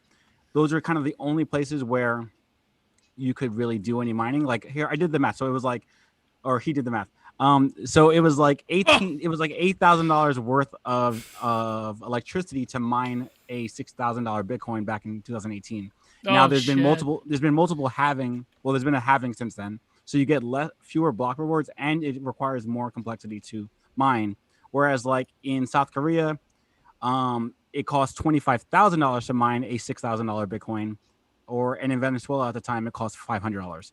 Right, so that's in 2018. Bitcoin is now about $50,000 to $60,000. So you can imagine how much more difficult it is. But nobody mines their own coins, right? I mean, maybe people. No, you used to be able to just mine your own coins. You used to just be able to open your laptop. I used to have a Bitcoin miner in my browser that is now basically functionally useless because you can't even compete any longer. So you have to go to like companies or wherever, like trading. So yeah, well, there are miners, but they're huge mining operations. It's just the same thing. Same thing as just like opening a factory. They have servers and everything. Yeah, it's basically like a like huge thing. Massive mining farm with state-of-the-art cooling and stuff like that. And yeah, they're in countries with cheap electricity, or they're cold countries that are very, very cold, like you said before. Because they need the cooling and stuff like that. You know what's funny? A weird sort of activism. This was like, I guess, as culturally dead as the 2010s are, that did produce some great things. I remember, and you could say that this is like a real instance of internet activism. There was a case where in Utah, I think it was Utah or Arizona, it was Utah, where the NSA was going to put their new like spying network grid in like the middle of nowhere next to a falls because they needed the water. And there were people like Alex Jones that advertised petitions to basically get the state of Utah to shut off the water to the NSA. And it didn't work though. I think millions of people signed this petition, but of course, the government, it didn't work out. But it was like a weird example of how physical infrastructure can still like somewhat impact the internet or the ability of power or corporations, or like implying there's a difference. The ability of like either corporate or government power to like basically influence different things.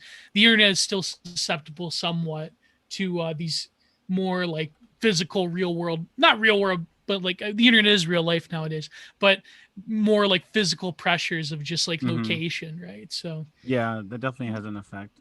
And also just the other point with like the physical, issues with the mining, other than the mining being centralized, there's also like, if we move to like, I don't believe renewable sources are really strong enough for the most part to really like to keep pace, right? Like, and I think things like crypto and other stuff are going to be, I think, a lot of like the pressure to push countries to nuclear power, which is actually in reality the green source of energy, but people don't like to hear that.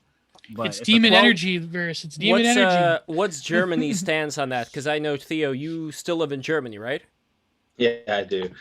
They use a lot of nuclear, but they've said like 30 or I think about 30 years ago, the Greens got power and tried to say we're going to get out of nuclear, but that never worked. And plus, just import nuclear from across the border in France. They have nuclear every. They just go full nuclear there. So I think Germany has a lot of nuclear, right? Doesn't it?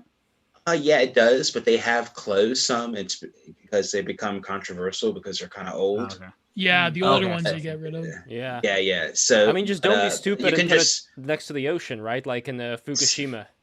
It's not. So in some ways, it's kind of like what you described with mining. It's not feasible. Germany is the #1 exporter in the world. It's not possible to just like turn off power. Like, oh, we're going to use wind now. Yeah, there's a lot of wind, but it's not enough. It's enough for maybe to charge your phones for everyone. But it's not. Where does most Bitcoin mining get done? China. China is still #1. I think. Bitmain, I'm pretty sure is the biggest. Oh wow. Yeah.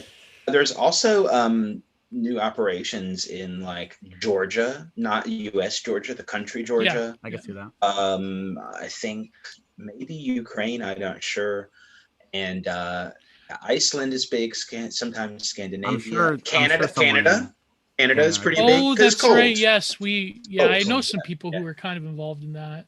No, I've heard of people like buying old hydroelectric things and stuff like that from cities and just like connecting it to their whole thing. That's how you got to think. That's not some like bedroom operation. This is like some serious stuff. I actually remember back in 2015 or 16. It was leading up to the Trump election, so I don't know if it was 15 or 16. But I remember hearing this story, and I want to say it was I'm going to say Germany, but I don't think it was officially Germany. It could have been.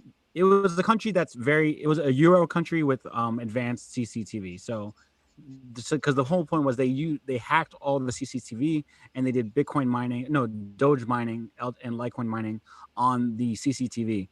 So like the hackers got into all the cameras. Holy shit! and they use each of the cameras hard drives as like a decentralized miner. Yeah, And that was a really big story. It was cool. Yeah, there were several stories like that. Actually, there was a hack. Monero was like really popular to use like that because you have to use like CPU. You can't really. There's no ASIC for it, and it's they did the algorithm really annoyingly, so you have to use CPU.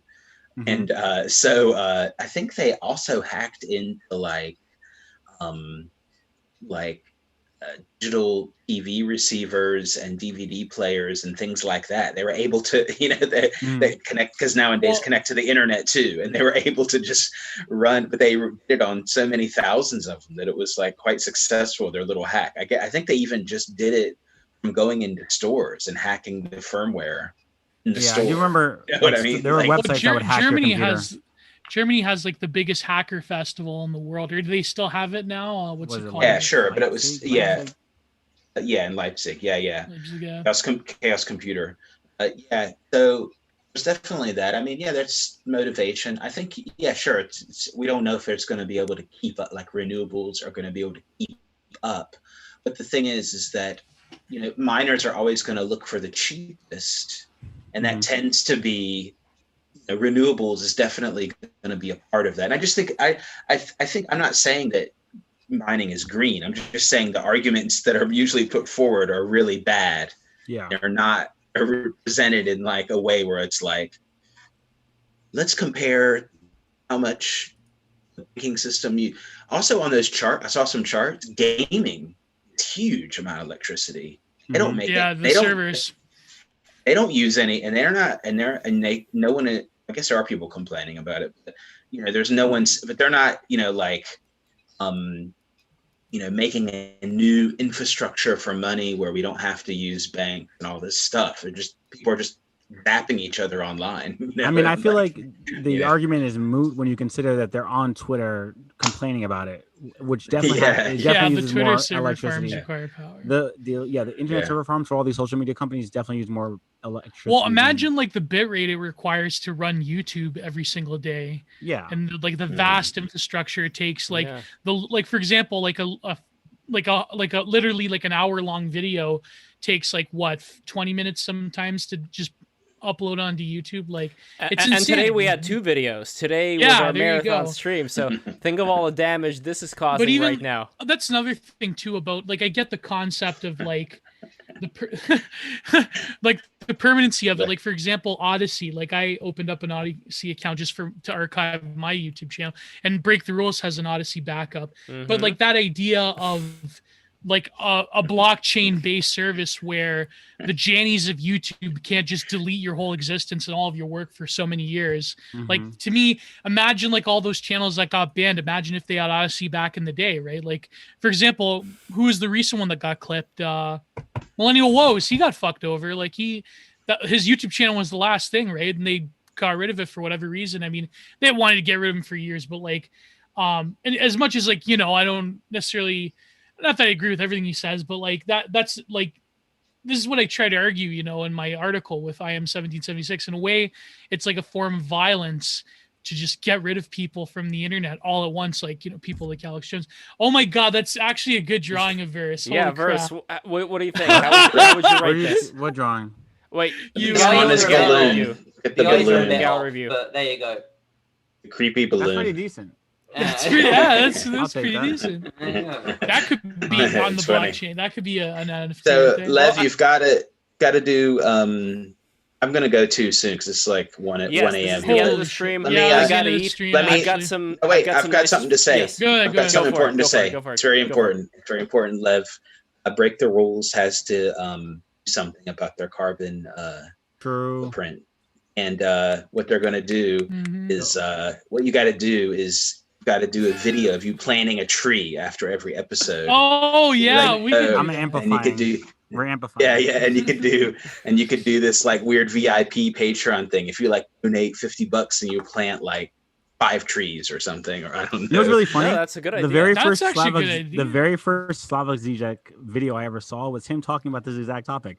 About him talking about the planting trees and they say I'm green and I'm the green capitalism about Starbucks. Green capitalism. With the Starbucks thing. That was the very first video I saw of him. And they were like doing it where if you buy like a fucking Mocha Grande or whatever, and they'll donate it to Habitat for not Exactly. even that. He's like, and they'll donate it to some this trans Starbucks, woman of this color. green, yeah, no, he's like this green capitalism. We need to go through. That's what I first actually heard of like accelerationism to too. go through the green capitalism. The very first time I heard accelerationism was It's amazing seeing him do it live. Like, because I went to the Jordan Peterson thing. Oh yeah.